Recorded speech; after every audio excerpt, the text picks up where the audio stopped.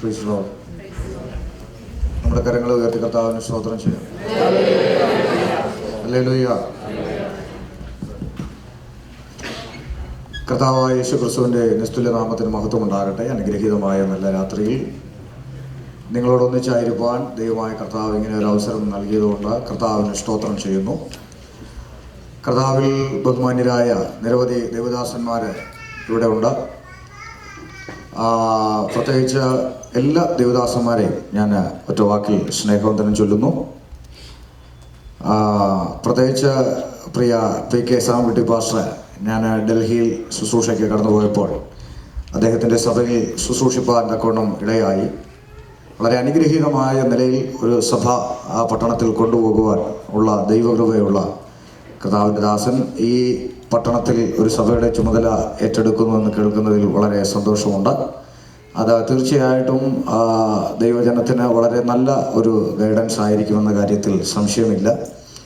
ദേവദാസനെ ദൈവം അനുഗ്രഹിക്കട്ടെ. എല്ലാ പ്രിയപ്പെട്ടവരെയും ഒരിക്കൽ കൂടെ സ്നേഹവന്ദനം ചൊല്ലുന്നു. കർത്താവ് നമ്മെ അനുഗ്രഹിക്കുമാറാകട്ടെ. ഈ രാത്രിയിൽ എൻ്റെ മുന്നിൽ സമയം പരിമിതമാണ്. കാര്യം നമുക്ക് ഈ പറഞ്ഞ പോലെ ഒരു നിശ്ചിത സമയത്തിനുള്ളിൽ ഒരു കാര്യവും മുന്നോട്ട് കൊണ്ടുപോകാനായിട്ട് കഴിയത്തില്ല. ജോലിയുടേതായ സാഹചര്യങ്ങളിൽ നിന്നൊക്കെ വന്നവരും പോകേണ്ടവരും ഒക്കെ ആയിട്ടുള്ള പ്രിയപ്പെട്ടവരാണ് എൻ്റെ മുന്നിൽ ആയിരിക്കുന്നതെന്ന് ഞാൻ മനസ്സിലാക്കുന്നു. ആയതുകൊണ്ട് മുഖവരോട് അധികം കൂടാതെ നമുക്ക് വേഗത്തിൽ ദൈവവചന ചിന്തയിലേക്ക് പ്രവേശിപ്പാൻ ഞാൻ കർത്താവിൽ ശരണപ്പെടുന്നു. എല്ലാ അഭിഷിക്തന്മാരുടെയും പ്രാർത്ഥനയെ ചോദിച്ച് കുറുവാക്യത്തിലേക്ക് നമുക്ക് വരാം. അപ്പോസ്തലപ്രവൃത്തി 2-ാം അധ്യായം അതിൻ്റെ 47-ാമത്തെ വാക്യം, അതിൻ്റെ ഒടുവിലത്തെ ഭാഗം മൈക്കിൽ കൂടെ വായിച്ച് സഹായിക്കും.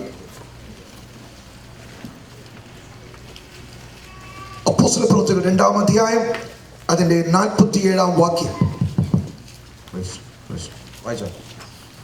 ഒരുമനപ്പെട്ട ദിനംപ്രതി ദൈവാലയത്തിൽ കൂടി വരികയും വീട്ടിൽ അപ്പം നുറുക്കിക്കൊണ്ട് ഉല്ലാസവും ഹൃദയ പരമാർത്ഥതയും പൂണ്ട് ഭക്ഷണം കഴിക്കുകയും ദൈവത്തെ സ്തുതിക്കുകയും സകല ജനത്തിന്റെയും കൃപ അനുഭവിക്കുകയും ചെയ്തു.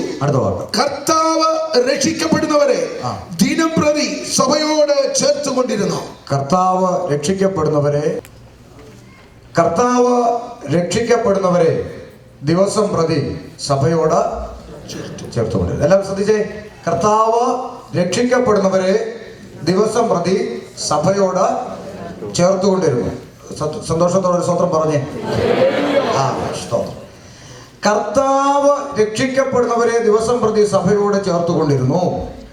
അപ്പോ സഭയിൽ ദിവസേന ആത്മാക്കൾ വന്നുകൊണ്ടിരിക്കുക. വായിച്ച വചനപ്രകാരം സഭയിൽ ദിവസേന എന്ത് ചെയ്തുകൊണ്ടിരിക്കുക? ആത്മാക്കള് വന്നുകൊണ്ടിരിക്കുക ദിവസം പ്രതി, അല്ലേ? കർത്താവ് ദിവസം പ്രതി രക്ഷിക്കപ്പെടുന്നവരെ സഭയോട് ചേർത്തുകൊണ്ട്. അപ്പൊ സഭയിൽ ദിവസം പ്രതി ആത്മാക്കള് വന്നുകൊണ്ടിരിക്കുകയാണ്. ആരാ ഈ ആത്മാക്കളെ കൊണ്ടുവരുന്നത്? അറിയപ്പെടുന്നില്ല.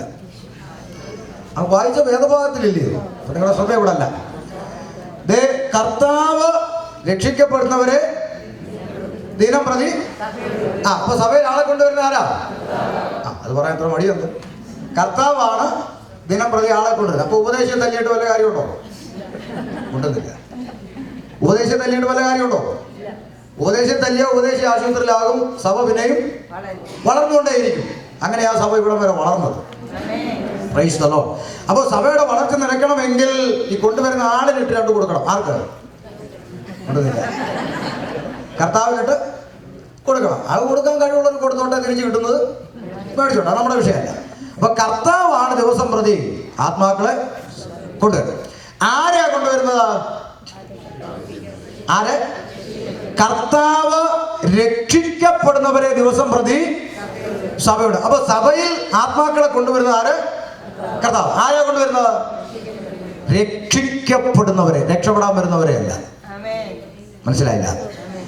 ഇന്ന് പെന്തിക്കോസിനകത്ത് രക്ഷപ്പെടാൻ വന്നവരുമുണ്ട്, രക്ഷിക്കപ്പെട്ടവരുമുണ്ട്. അത് ഈ രക്ഷിക്കപ്പെട്ടവരെയാണ് ആര് കൊണ്ടുവരുന്നത്? ഈ രക്ഷപ്പെടാൻ വരുന്നവനാണ് സഞ്ചി നോക്കി വരുന്നത്, സഞ്ചിക്ക് വേണ്ടി സകല വിഷയവും ഉണ്ടാക്കുന്നത്. അത് യൂദായുടെ വകുപ്പാണ്. അപ്പം രക്ഷിക്കപ്പെട്ടത് ഈ പരിപാടി ഒന്നും ഇല്ല. അവര് നിത്യത പ്രതീക്ഷിച്ചാണ് കർത്താവിന്റെ സന്നിധി വരുന്നത്. അപ്പോ കർത്താവ് രക്ഷിക്കപ്പെടുന്നവരെ ദിവസം പ്രതി സഭയോട് ചേർത്ത്. ഏതാണ് ഈ സഭ? നമ്മുടെ ചിന്ത അതാണ്. ഏതാണ് ഈ സഭ? ചിലർ അങ്ങനെ IPC ആണോ AG ആണോ ചർച്ചോ കാണോണാണോ ശാലോമാണോ ഇപ്പോൾ ഇങ്ങനെ മുക്കിന് വന്നുകൊണ്ടിരിക്കുക. അപ്പോൾ ഇതിൽ ഏതാണ് സഭ എന്നാണ് നമ്മൾ ഇന്ന് ഈ പരിമിത സമയത്തിൽ വായിച്ച കുറിവാക്യത്തിൽ തിരിച്ചെത്തുമ്പോൾ പ്രസംഗം അവസാനിക്കും. തിരിച്ചെത്തിക്കാൻ ഞാൻ മാക്സിമം ശ്രമിക്കാം എന്ന് മാത്രമേ ഇന്നത്തെ സമയപരിമിതിയിൽ പറയുവാനായിട്ട് കഴിയത്തുള്ളൂ. ഇതിനിടയിൽ സ്തോത്ര വഴിപാട് എടുക്കണം. ചിലർ രക്ഷപ്പെട്ടെന്ന് വിചാരിച്ചിരുന്നതാ. അപ്പം അങ്ങനെ രക്ഷപ്പെടാൻ ഒക്കത്തില്ല, കാരണം ഇതിൻ്റെ പിന്നിൽ ചിലവുകളുണ്ടല്ലോ.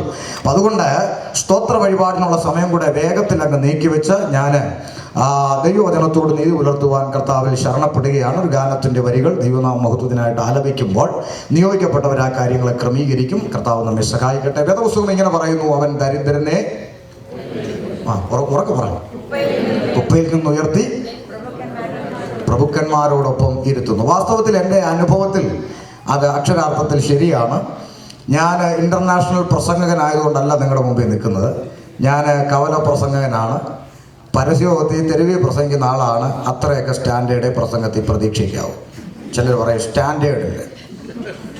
അപ്പോൾ അതുകൊണ്ട് പ്രസംഗത്തിൽ കവല പ്രസംഗൻ്റെ സ്റ്റാൻഡേർഡൊക്കെ പ്രതീക്ഷിച്ചാൽ മതി. പറയുന്ന കാര്യം പുസ്തകത്തിലുണ്ടോ എന്ന് മാത്രം നോക്കിയാൽ മതി. പുസ്തകത്തിൽ ഇല്ലാത്ത വല്ലതും പറഞ്ഞാൽ സൺഡേ ക്ലാസ്സിലെ കുഞ്ഞിന് വേണമെങ്കിലും ഇന്ന് രാത്രി അത് തെളിയിച്ചിട്ട് പോയാൽ മതി എന്ന് പറയാനുള്ള അവകാശം ഉണ്ടായിരിക്കും. പുസ്തകത്തിലുള്ളതാണ് പറയുന്നതെങ്കിൽ മിണ്ടാതെ അവിടെ നിന്ന് കേട്ടേച്ച് പൊക്കോണം. അത്രേ ഉള്ളൂ. ആമേൻ. അതാണ് വേദപുസ്തകത്തിൻ്റെ പ്രഖ്യാപനം. പിന്നെ ഈ ചിലർ പറയും അങ്ങനെ. ഞാനൊരു കാര്യം നിങ്ങളോട് പറയാം. ഈ മദ്യപാനി സ്വർഗരാജ്യം അവകാശമാക്കത്തില്ല എന്നുള്ള നിലയിലാണല്ലോ വേദപുസ്തകത്തിൻ്റെ പഠനം. അപ്പം ഞാൻ ഈ മദ്യപാനിയെ കുറിച്ച് അങ്ങ് പറയാം. എടാ മദ്യപാനി, നിന്റെ കണ്ണ് ചുവപ്പ്, നിന്റെ വീട്ടിൽ കലഹം, നിന്റെ മുതുകത്തിടി, ഇങ്ങനെയൊക്കെയാണല്ലോ സദൃശവാക്യങ്ങൾ എഴുതി വെച്ചിരിക്കും. അതെല്ലാം ഞാൻ ഇവിടെ നിന്ന് തൂർത്തങ്ങ് അടിക്കുക. ഞാനൊരു കാര്യം ചോദിക്കട്ടെ, ഇത് കേട്ട് കൊള്ളുന്നത് ആർക്കായിരിക്കും? കൊണ്ടുന്നില്ല അല്ലേ? പാസ്റ്റർമാർക്ക് കൊള്ളൂ. പാസ്റ്റർമാർ അങ്ങോട്ട് എന്നാലും പുള്ളി മദ്യപാനിയെ കുറിച്ച് അങ്ങനെ പറയേണ്ട കാര്യമുണ്ടോ? പാസ്റ്റർമാർ ചോദിക്കുമോ? ഇല്ല. വിശ്വാസികൾ ചോദിക്കുമോ? പിന്നെ ആരായിരിക്കും ചോദിക്കുന്നത്? ഉറക്കെ പറയുന്നത് മദ്യപാനിക്കല്ലേ ചോദിക്കുന്നത്. അങ്ങനെയാണ് എൻ്റെ പ്രസംഗം കഴിയുമ്പോൾ ഞാൻ പ്രസംഗിക്കുന്ന പാർട്ടികൾ ആരൊക്കെയാണെന്ന് നിങ്ങൾക്ക് അറിയണമെങ്കിൽ നിങ്ങൾ അങ്ങോട്ട് ഇറങ്ങുമ്പോൾ നിങ്ങളുടെ അടുത്ത് വന്നിട്ട് ചോദിക്കും, എന്നാലും പുള്ളി അങ്ങനെ പറയേണ്ട കാര്യമുണ്ട്, ഓർത്തോണം ഇവൻ ആ വകുപ്പാണ്. അത് പ്രസംഗം കഴിയുമ്പോൾ നിങ്ങൾക്ക് മനസ്സിലാവും ഇവിടെ ആരൊക്കെയാണ് പാർട്ടി ഏതൊക്കെയാണെന്നുള്ളത് ഡീറ്റെയിൽഡ് ആയിട്ട് മനസ്സിലാവും. എൻ്റെ കർത്താവ് നമ്മെ സഹായിക്കട്ടെ. ഒരു ഗാനത്തിൻ്റെ വരികൾ ദൈവനാമ മഹത്വത്തിനായി ആലപിക്കുന്നു. ദൈവത്തിന് സ്തോത്രം.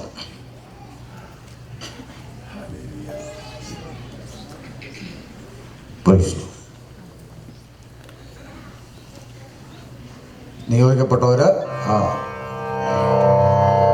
ജലരാശിക്കുമീതേ ഭൂതലത്ത് വിരിച്ചവൻ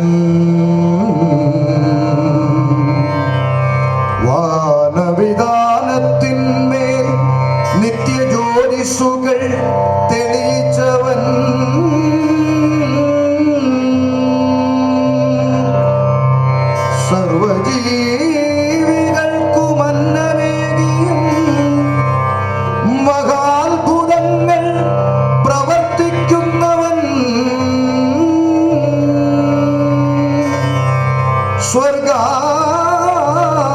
സ്വർഗത്തിൽ അധിവസിക്കും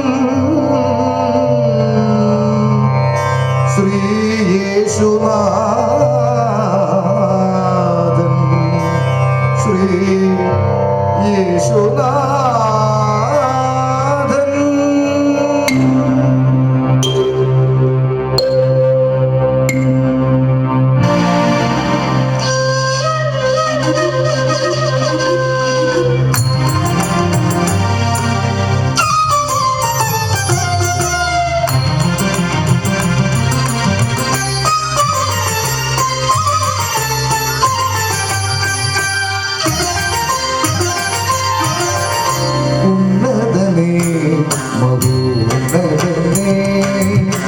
മഹിമയഴും സൂതനേ, ഉന്നതനേ മഹോന്നതനേ, മഹിമയഴും സൂതനേ, മഹത്വം വെടിഞ്ഞു മഹിയിൽ വന്നു നീ, മഹത്വം വെടിഞ്ഞു മഹിയിൽ വന്നു നീ, മഹിതല പാലകന മനുകുലരക്ഷകന.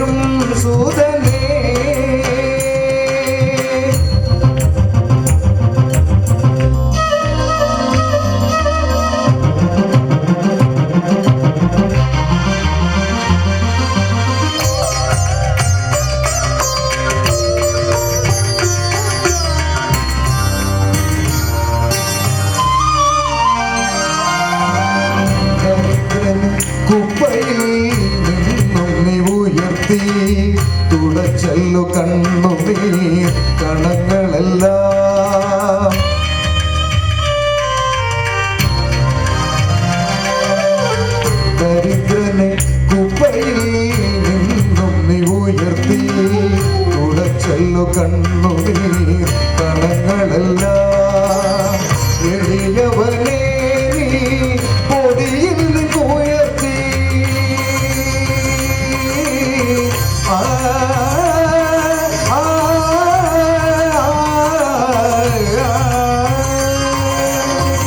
എളിയവനെ നീ പൊടിയിൽ നിന്നുയർത്തി പ്രഭുക്കന്മാർക്കൊപ്പമിരുത്തി പ്രഭുക്കന്മാർക്കൊപ്പമിരുത്തി ഉന്നതനെ മഹോന്നതനെ.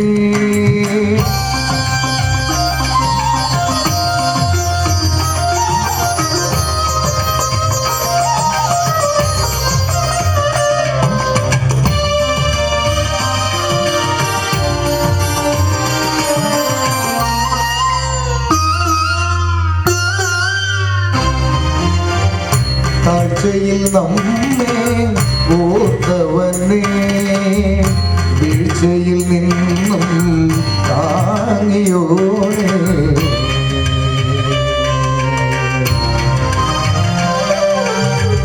താഴ്ചയിൽ നമ്മെ ഓർത്തവനെ വീഴ്ചയിൽ നിന്നും താങ്ങിയോനെ. ഉയരത്തിൽ നിന്നും ദാനങ്ങളെ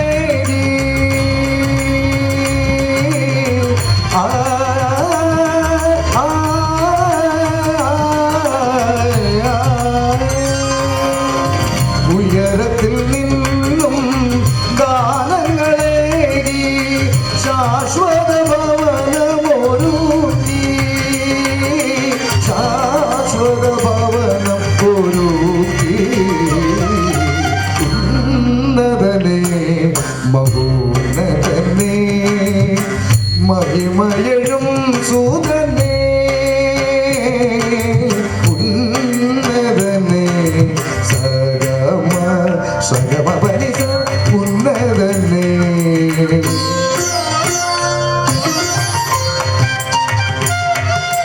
സന്നിധ ഗമ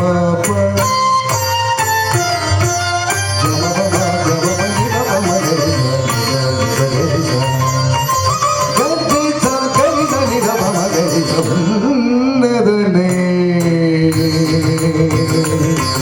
നിസ സ സ നിസ ഗ ധ നിസ നി പ നിസ ഗ ഗ ഗ ഗ മ ഗ മ മ മ ഗ രി സ നി ഗ രി സ നി ഗ രി നി ധ പ സ നി ധ പ മ ഗ ഷ ഗ മ പ ഗ മ ഗ മ പ നി ഗ മ പ നി ഗ മ പ നി സ ഗ രി ഗ രി ധ നി ധ പ രി സ നി ധ നി ധ പ മ ധ നി സ നി ധ പ മ ഗ ഷ ഗ ഗ മ മ പ പ നി നി സ ഗ ഗ മ മ പ പ നി സ സ ഗ മ പ നി. ഉന്നതനെ മഹോന്നതനെ മഹിമയഴും സൂതനെ മഹത്വം വെടിഞ്ഞു മഹിയിൽ വന്നു നീ മഹിതല പാലകന മനുകുല രക്ഷകന.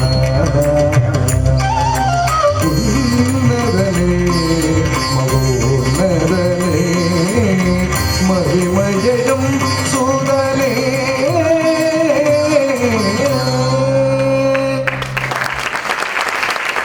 സ്നേഹിക്കുന്ന സ്വർഗ്ഗപിതാവെ, ഞങ്ങൾ അങ്ങയെ സ്തുതിക്കുന്നു. വായിച്ച വേദഭാഗം അവിടുത്തെ കരത്തിൽ വെച്ച് ഞങ്ങൾ അങ്ങയോട് പ്രാർത്ഥിക്കുന്നു. അവിടുത്തെ ആത്മശബ്ദം ഞങ്ങളെ കേൾപ്പിക്കണം. നൽകപ്പെട്ട സ്തോത്ര വഴിപാടിനായി പ്രാർത്ഥിക്കുന്നു. നിന്റെ മക്കളെ അവിടുന്ന് സമൃദ്ധിയായി അനുഗ്രഹിക്കണം. ഒക്കെയും ഞങ്ങൾക്കായി ജീവനെ തന്ന ക്രിസ്തുയേശുവിൻ നാമത്തിൽ തന്നെ ആമേൻ. ഹല്ലേലൂയ. ഇവിടെ ഫ്രണ്ടിൽ ഒരുപാട് കസേര നമ്മൾ ഒഴിച്ചിട്ടുണ്ട്. അവിടെ നിൽക്കുന്നവർക്കെല്ലാം ഇവിടെ വന്നിരിക്കാനുള്ള ക്രമീകരണം സൗകര്യമാർ ചെയ്യുക. ഇനി ആരും തിരിഞ്ഞും പിരിഞ്ഞും നോക്കി അന്തരീക്ഷം കളയരുത്. എല്ലാവരും ദൈവവചനത്തിലേക്ക് ശ്രദ്ധയെ കൊടുക്കാം. കർത്താവ് രക്ഷിക്കപ്പെടുന്നവരെ ദിവസം പ്രതി സഭയോട് ചേർത്തുകൊണ്ടിരുന്നു. ഇവിടെ പരിചയപ്പെടുത്തിയതുപോലെ എൻ്റെ പേര് ഷമീർ എന്നാണ്. സ്വദേശം കൊല്ലം ജില്ലയാണ്. പേരുകൊണ്ട് തന്നെ വാക്കും ഭാഷണവും കൂടാതെ എൻ്റെ പശ്ചാത്തലം നിങ്ങൾക്ക് മനസ്സിലാകുമെന്ന് ഞാൻ ചിന്തിക്കുന്നു. അല്ലേ? എന്താ മനസ്സിലായി? ഉണ്ടെന്നില്ല, മുസ്ലിം അല്ല. അത് കയ്യ വെച്ചിരുന്നാൽ മതി. ആയിരുന്നു.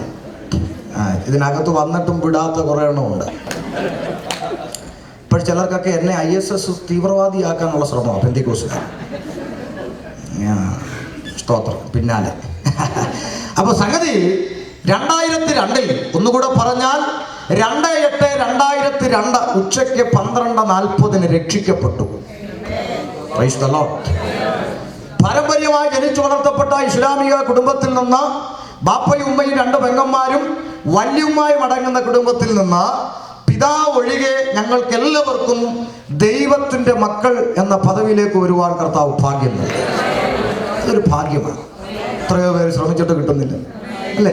നമുക്കറിയാം മുസ്ലിങ്ങളുടെ ക്യാരക്ടർ അനുസരിച്ച് യേശു ക്രിസ്തു ദൈവമാണെന്ന് പറഞ്ഞാൽ തല്ലിക്കൊന്ന വിശ്വസിക്കും.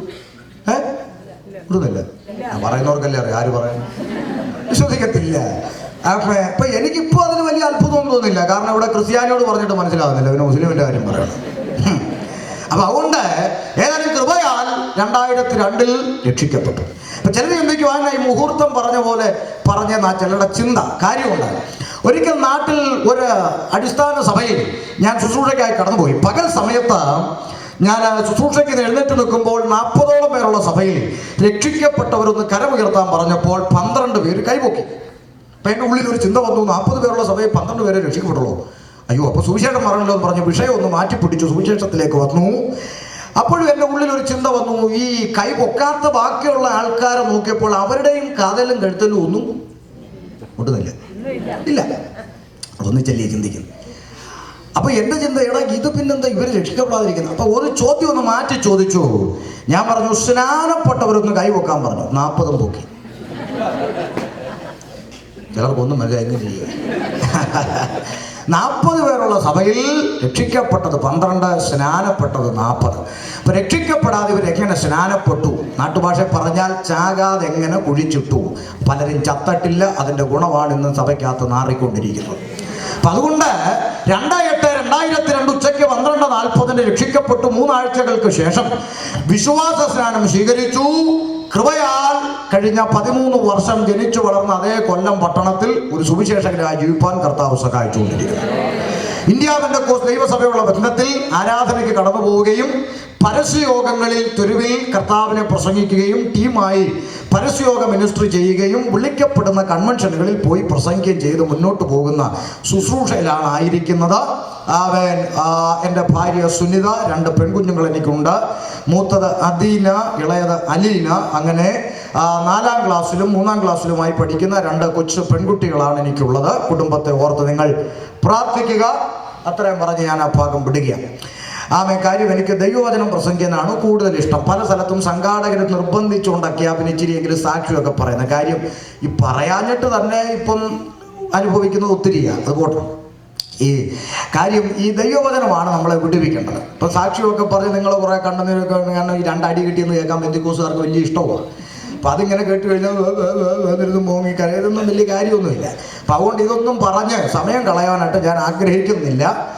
നമുക്ക് കാതലായി ഈ കാലഘട്ടത്തിൽ അറിഞ്ഞിരിക്കേണ്ടുന്ന മർമ്മപ്രധാനമായ പല വിഷയങ്ങൾ വേദപുസ്തകത്തിൽ നിന്ന് പഠിക്കാനുണ്ട്. അതിലേക്കാണ് നമ്മൾ കയറാൻ പോകുന്നത്. വളരെ ശ്രദ്ധിക്കണം. വേദപുസ്തകത്തിൽ എനിക്ക് ഈ ഞാൻ പറഞ്ഞല്ലോ, തെരുവിൽ നിന്നുകൊണ്ട് ഈ അമേരിക്കയുടെ പട്ടണത്തിലാണ് ഞാൻ നിൽക്കുന്നത്. എനിക്ക് നല്ല ഉറപ്പുണ്ട്. അമേരിക്കയിൽ വരെ ഞാൻ എത്തിയതല്ല, ദൈവം എന്നെ ഇവിടെ അയച്ചതാണ്. അതിൻ്റെ പിന്നിൽ ഒത്തിരി അത്ഭുതത്തിന്റെ സാക്ഷ്യം എനിക്ക് പറയാനുണ്ട്. ഒന്നും വിവരിക്കാൻ സമയം എടുക്കുന്നില്ല ഞാൻ. കാരണം ഇങ്ങോട്ട് വരുന്ന വരവിനെ സംബന്ധിച്ച് അതിനോട് വഴിയാത്രകൾ ഉണ്ടായ വിഷയങ്ങളെ കുറിച്ചൊക്കെ അത്ഭുതകരമായ സാക്ഷ്യം ദൈവം ചെയ്ത അനുഭവങ്ങൾ പറയാനുണ്ട്. അതിലേക്ക് ദൈവം അനുവദിച്ചാൽ നാളെ ഞാൻ ആ കാര്യങ്ങളെ തൊട്ടുവിടാം. ഏതായാലും ദൈവം അയച്ചിട്ടാണ് ഈ പട്ടണത്തിൽ വന്നതെന്ന് എനിക്ക് നല്ല ബോധ്യമുണ്ട്. അതുകൊണ്ട് തന്നെ എന്തിനാ വന്നതെന്ന് ചോദിച്ചാൽ, ദൈവം പറയാൻ ഏൽപ്പിച്ച കാര്യം പറഞ്ഞേച്ച് സ്ഥലം വിടാനാണ് ദൈവം അയച്ചത്. അല്ല, ഇവിടെ പ്രോജക്റ്റ് ഇല്ല, എൻ്റെ ആവശ്യങ്ങളില്ല, ഇവിടെ പിരിവിന് വക്കറ്റും കൊണ്ട് വന്നല്ല ഇവിടെ ഒരു കാര്യവും. ഇന്ന് വരെ ഇപ്പോൾ 3 മാസത്തോളം ആകും അമേരിക്ക വന്നിട്ട് ഒറ്റ പ്രസംഗത്തിലും ഒരാവശ്യം പറഞ്ഞ് പിരിവെടുത്തിട്ടില്ല, പ്രൊജക്റ്റ് ഒന്നും കൊണ്ടുവന്നിട്ടില്ല. തമ്പുരാൻ പറയാൻ ഏൽപ്പിച്ച കാര്യം പറഞ്ഞേച്ച് വേഗത്തിൽ സ്ഥലം വിടുക എന്നുള്ളതാണ് ദൈവം ഏൽപ്പിച്ചത്. കാര്യം വേദപുസ്തകം തുടക്കം മുതൽ പഠിക്കുമ്പോൾ നോക്ക ദൈവത്തിന്റെ ന്യായവിധിയാകുന്ന ജലപ്രളയം ലോകത്തിലേക്ക് ഇറങ്ങി വരാൻ പോകുന്നുള്ള ചിന്ത, ആ അറിവ് ലഭിച്ച നോഹ ജനത്തോട് പ്രസംഗിച്ചു എന്നാണ് ബൈബിൾ പണ്ഡിതന്മാരുടെ നിഗമനം. ഉൽപ്പത്തിയിൽ പ്രസംഗിച്ച കഥയൊന്നും ഇല്ലെങ്കിലും നീതിപ്രസംഗിയായ നോഹ എന്ന പരാമർശം കൊണ്ട് പ്രസംഗിക്കാത്തവനെ പ്രസംഗിക്കാനെന്ന് സംബോധന ചെയ്യാൻ ദൈവം ബുദ്ധികെട്ടവനല്ലാത്തത് കൊണ്ടും പ്രസംഗിക്കാനെന്ന് സംബോധന ചെയ്തിരിക്കുന്നത് കൊണ്ടും അവൻ ന്യായവിധി വിളിച്ചറിയിച്ചിരുന്നു എന്നാണ് ബൈബിൾ പണ്ഡിതന്മാരുടെ വിലയിരുത്തൽ. ഏതായാലും അദ്ദേഹം വിളിച്ചു പറഞ്ഞ ആ പ്രസംഗം അവൻ തുടരെ പറഞ്ഞിട്ടും ഒരുത്തനും പെട്ടകത്തിൽ കയറില്ലെന്നും കേവലം 8 പേര് കയറിയെന്നുള്ളതും സൺഡേ ക്ലാസ്സിലെ കുഞ്ഞിന് വരെ അറിയാം. എൻ്റെ ചിന്ത, ഇദ്ദേഹം ഇങ്ങനെ പ്രസംഗിച്ചിട്ട് ഒരു ചിന്ത, ഇത്രയും നാൾ ജലപ്രളയം വരുന്നെന്ന് പറഞ്ഞിട്ട് ഒരെണ്ണം പോലും കയറിയില്ല. എന്നാൽ പിന്നെ വിഷയം ഒന്ന് മാറ്റി പിടിച്ച് ഇനി കുറച്ചാൾ കാറ്റാക്കിയാലോ? മുടുന്നില്ല. ഇല്ല. അപ്പോൾ തമ്പുരാൻ പറയാൻ ഏൽപ്പിച്ചത് അങ്ങ് പറയാന്നുള്ളതേ ഉള്ളൂ. അതുകൊണ്ട് എന്നെ ഈ പട്ടണത്തിൽ പറയാൻ ഏൽപ്പിച്ച വിഷയമാ ഞാൻ പോകുന്നിടത്തെല്ലാം പറഞ്ഞുകൊണ്ടിരിക്കുന്നത്. രക്ഷ എന്ന് പറയുന്നത് രക്ഷയാണ്.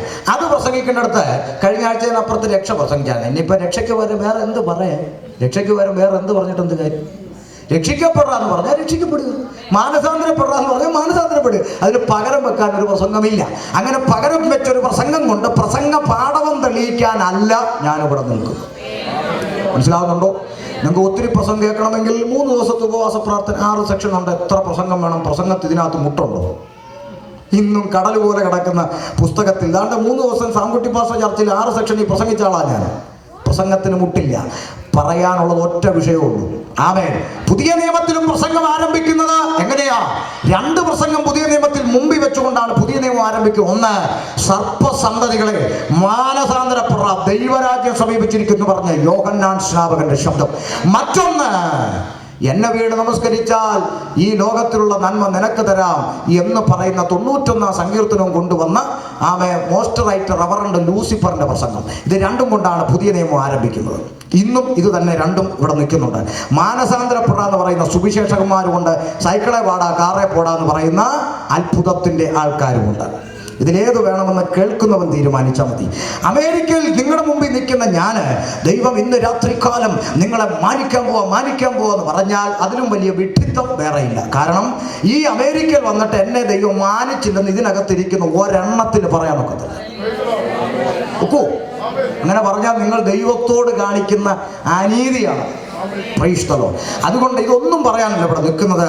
വളരെ ഗൗരവകരമായി അറിഞ്ഞിരിക്കേണ്ടുന്ന ചില വിഷയങ്ങൾ വചന തെളിവിൽ നിന്നുകൊണ്ട് സംസാരിക്കാം. കുറിച്ച കുറിപ്പൊന്നുമില്ല. ഫ്ലൈറ്റേ കയറിയപ്പോൾ തന്ന ദൂതില്ല, വളവ് തിരിഞ്ഞപ്പോൾ ഇടപെട്ടതും ഇല്ല കേട്ടോ. ചിലർക്ക് ഈ വളവ് തിരിയുമ്പോൾ അങ്ങോട്ട് ഇടപെടില്ല. വാതൊക്കെ വന്നപ്പോഴാണ് തമ്പുരാൻ തട്ടി അങ്ങ് മാറ്റിയത്. ഇവിടെ തട്ടി മാറ്റിയതും കൊട്ടി മാറ്റിയതും ഫ്ലൈറ്റ് വെച്ചതും ഒന്നുമില്ല, കുറിപ്പും ഒന്നുമില്ല, പുസ്തകം ഞാൻ തുറക്കത്തുമില്ല. കാര്യം ഞാൻ എവിടെയും പഠിച്ച ഡിഗ്രിയും ഇല്ല. ഞാൻ ഇന്ന് വരെ ബൈബിൾ കോളേജിന്റെ പടിയും കണ്ടിട്ടില്ല. കർത്താവ് അനുവദിച്ചാൽ അടുത്ത വർഷം പഠിക്കാമെന്ന് ഉള്ളത്തിലൊരാഗ്രഹമുണ്ട്. അതിൻ്റെ ക്രമീകരണം ചെയ്തുകൊണ്ടിരിക്കുക. പഠിക്കുന്നത് എപ്പോഴും നല്ലതാണ്. കാര്യം ആരും പഠിച്ചു തീർന്നിട്ടില്ല ഇതുവരെ. PhD എടുത്തവരും പറയുന്നു ഇതുവരെ തീർന്നിട്ടില്ലെന്ന്. പിന്നാണോ നമ്മളൊരറ്റത്ത്. അപ്പം അതുകൊണ്ട് സംഗതി കുറിച്ചതും നോട്ട് ചെയ്തതും ഒന്നുമില്ല. ദൈവം ഇടപെടുന്ന കാര്യങ്ങൾ പൊട്ടനെ പോലെ പറഞ്ഞേച്ച് പോവുക. അതാണ് തമ്പുരാൻ ഏൽപ്പിച്ച ദൗത്യം. വിഷയത്തിലേക്ക് വരാം.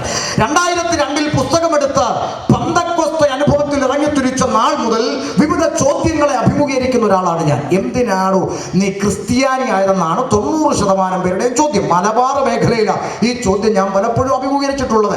മലബാർ നീ എന്തിനാ ക്രിസ്ത്യാനി ആയത്? 90% പേരും അങ്ങനെ ചോദിക്കുമ്പോൾ 10% ചോദിക്കുന്നത് അങ്ങനല്ല, ക്രിസ്ത്യാനി ആയത് പോട്ടെ, എന്തരായാലും പോയതോ പോയി. ഈ കലവില പറയുന്നവരുടെ കൂട്ടത്തിൽ എന്തിനു കൂടി? അതാണ് പലരുടെയും ചിന്ത. കലവില പറയുന്ന കൂടെ എത്ര പള്ളികൾ ഇവിടെ ഉണ്ട് നോക്കേ. 1000 ഇറങ്ങി വരുന്ന പള്ളി, മാർബിള് കെട്ടിയ പള്ളി, മുറ്റത്തെത്ര കാറ, അങ്ങനെ എന്തെല്ലോ വലിയ പള്ളികളുണ്ട്. അവിടെ എങ്ങും പോകാതെ 20-30 പേരിരുന്ന് ബുലുബുലൂന്ന് അടിക്കുന്നിടത്ത് പോയല്ലോ എന്ന് ചിലർ ആക്ഷേപിച്ച് പറയാറുണ്ട്. പ്രിയ സ്നേഹിതരെ, എന്താ കാരണമെന്നറിയാമോ? ഈ ആത്മീയ ഗോളത്തിൽ പലരും പഠിച്ചു വെച്ചിരിക്കുന്നത് ആള് കൂടുന്നത് ആത്മീയമാണെന്ന്. തെറ്റിപ്പോയി കേട്ടോ. ആള് കൂടുന്നത് ആത്മീയമാണെന്ന് ചിന്തിച്ചുകൊണ്ട് ഇന്ന് പെന്തക്കോസ്തിനകത്തും ഉപദേശിമാരെന്ന് പറയുന്നവർ, എല്ലാവരും ഉപദേശിമാരല്ലല്ലോ. എല്ലാവരും ഉപദേശിമാരാണോ? ഒന്നുമല്ല. ഭാര്യയ്ക്ക് ജോലിയുണ്ട്, പുള്ളിക്കാരൻ ജോലിയൊന്നുമില്ല. അങ്ങനെ ഇരുന്നിരുന്ന് ചിലരങ്ങ് പാസ്റ്ററായി. കാര്യം ദൈവം വിളിച്ചിട്ടൊന്നുമല്ല, വേറെ ജോലിയൊന്നും കുത്തിയിരുന്ന. എന്നാൽ പിന്നെ പാസ്റ്ററായേക്കാന്ന് വിചാരിച്ച് എത്രണ്ണം പാസ്റ്ററായി. അങ്ങനെ പാസ്റ്ററായി. പിന്നെ ഡോളർ ഉണ്ടെങ്കിൽ കാറിൽ ഒപ്പിക്കുന്നതിന് വലിയ പാടുണ്ടോ? ഉണ്ടെന്നില്ലല്ലോ. അപ്പൊ അങ്ങനെ ഒത്തിരി പേര്, എല്ലാം ദൈവം വിളിച്ചൊന്നുമല്ല. അപ്പൊ ഉപദേശിമാരെന്ന് പറയുന്ന പലരും ഇന്ന് ഉപദേശത്തെ കത്രിക വെച്ചുകൊണ്ട് ആളെ കൂട്ടാൻ ശ്രമിച്ചുകൊണ്ടിരിക്കുകയാണ്. നമ്മുടെ പിതാക്കന്മാര് ചപ്പന്നും ചവറന്നും കണ്ട് വലിച്ചെറിഞ്ഞതാണ് ഇന്നത്തെ തലമുറയുടെ വാഗ്ദത്തം. മനസ്സിലായില്ല? അപ്പൊ അതുകൊണ്ട് അവൻ ശ്രദ്ധിക്കണേ, അവൻ ആ കാലഘട്ടത്തിൽ അവൻ വേദപുസ്തകം ആദ്യം മുതൽ പഠിച്ചാൽ ഏതു വിധത്തിലും ആളുകൂടിയാൽ പ്രസാദിക്കുന്ന ദൈവം വിശുദ്ധ വേദപുസ്തകത്തിലില്ല. Price the Lord. ഏത് വിധത്തിലായാലും വേണ്ടി ആൾ കൂടിയാൽ മതി എന്നുണ്ടെങ്കിൽ ഷമീർ കൊല്ലം ഇന്ന് ഇവിടെ വരണ്ട, മറഡോണയെ കൊണ്ട് ഉദ്ഘാടനം ചെയ്യിച്ചാൽ മതി. അമേരിക്കയിൽ ഒട്ടുമിക്ക ജനവും ഇവിടെ കൂടും, സഞ്ചിക്ക് നല്ല തൂക്കവും കിട്ടും. ആരും മിണ്ടുന്നില്ല. ഏതു വിധത്തിലും ആളുകൂടിയാൽ പ്രസാദിക്കുന്ന ദൈവം വിശുദ്ധ വേദപുസ്തകത്തിലില്ല. ആമേൻ. മനസ്സിലാവുന്നുണ്ടോ? ആമേൻ. ഇന്ന് ഉപദേശത്തെ കത്രിക വെച്ച് ആളെ കൂട്ട ഉപദേശിമാര് പാടുപെട്ടുകൊണ്ടിരിക്കുക. ശ്രദ്ധിക്കണം, ഉൽപ്പത്തി മുതൽ പഠിക്കുക. ന്യായവിധിയാകുന്ന ജലപ്രളയത്തിൽ അഴുകി ഒഴുകി ഒലിച്ചുപോയ ലക്ഷങ്ങളെ കുറിച്ച് ഓർത്ത് തലേ കൈവച്ച് കരഞ്ഞൊരു ദൈവമല്ല എൻ്റെ ദൈവം, മറിച്ച് പ്രമാണത്തിൽ നിൽക്കുന്ന വെറും 8, പറഞ്ഞതനുസരിക്കാൻ മനസ്സുള്ള വെറും 8, പെട്ടകം ഉണ്ടാക്കണമെന്ന് പറഞ്ഞാൽ ഉണ്ടാക്കാൻ മനസ്സുള്ള, ഇറങ്ങി പ്രസംഗിക്കണമെന്ന് പറഞ്ഞാൽ പ്രസംഗിക്കാൻ മനസ്സുള്ള വെറും 8, ആ ഒറ്റയക്കം, അതിൽ പ്രസാദിച്ച ദൈവത്തെയാണ് ഷമീർ വേദപുസ്തകത്തിൽ കണ്ടത്. പുറപ്പാട് പഠിക്കാം അമ്മേ. ദൈവത്തിന്റെ അരുളപ്പാട് പ്രാപിച്ച് മലയിറങ്ങി വരുന്ന മോശ ഒറ്റയ്ക്കുള്ളൂ. പക്ഷെ പുള്ളിയുടെ കയ്യിൽ ഉള്ളത് തമ്പുരാന്റെ അരുളപ്പാട്. തമ്പുരാന്റെ അരുളപ്പാട് ലഭിച്ചവൻ ഒറ്റയ്ക്ക് മലയിറങ്ങി വരുമ്പോൾ മലയുടെ അടിവാരത്ത് ഒരു ഭൂരിപക്ഷം ആൾക്കൂട്ടം അവിടങ്ങ് തുള്ളി മറിയാട്ടം. ഇപ്പോഴത്തെ പിള്ളേരുടെ ഭാഷ പറഞ്ഞ പ്രൈസ് ആൻഡ് വർഷിപ്പ് നടക്കുക അവിടെ. അങ്ങനെ ഇപ്പൊ പേര് പ്രൈസ് ആൻഡ് വർഷിപ്പ്. ഇപ്പൊ നാട്ടിൽ ആ പേര് അങ്ങനല്ല, നോൺ സ്റ്റോപ്പ് വർഷിപ്പ്. 101 മണിക്കൂർ നോൺ സ്റ്റോപ്പ്. നമുക്ക് നിർത്തില്ലെന്നാണ് പറയുന്നത്. നിർത്താൻ ഒക്കത്തില്ല, അങ്ങ് വന്നുകൊണ്ടിരിക്കുക. നോൺ സ്റ്റോപ്പായിട്ട് അങ്ങ് വർഷിപ്പ് നടക്കുക. സ്തോത്രം. ഓക്കെ. ഇന്ന് അങ്ങനെ പല പേരുകളായിരുന്നു അറിയപ്പെടുന്നത്. ഈ നോൺ സ്റ്റോപ്പ് വർഷിപ്പിന് അകത്തോട്ടൊക്കെ ഒന്ന് കയറി നോക്കിയാലാണ് നമ്മുടെ കണ്ണ് തള്ളിപ്പോകുന്നത്. കാര്യം എന്താ?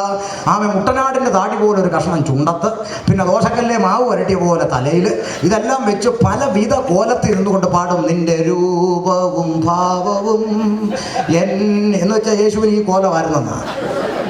അതല്ലേ കോലം. വെറുതെ ചുമ്മാ കോമാളിത്തരങ്ങൾ കാണിച്ച് ദൈവസഭയ്ക്കകത്ത് കയറി ഇന്ന് വാട്ടും കൂത്തും മാറി. ചിലർക്ക് പിന്നെ ഇരുട്ടാ ഇഷ്ടം, ലൈറ്റ് ഇഷ്ടമല്ല.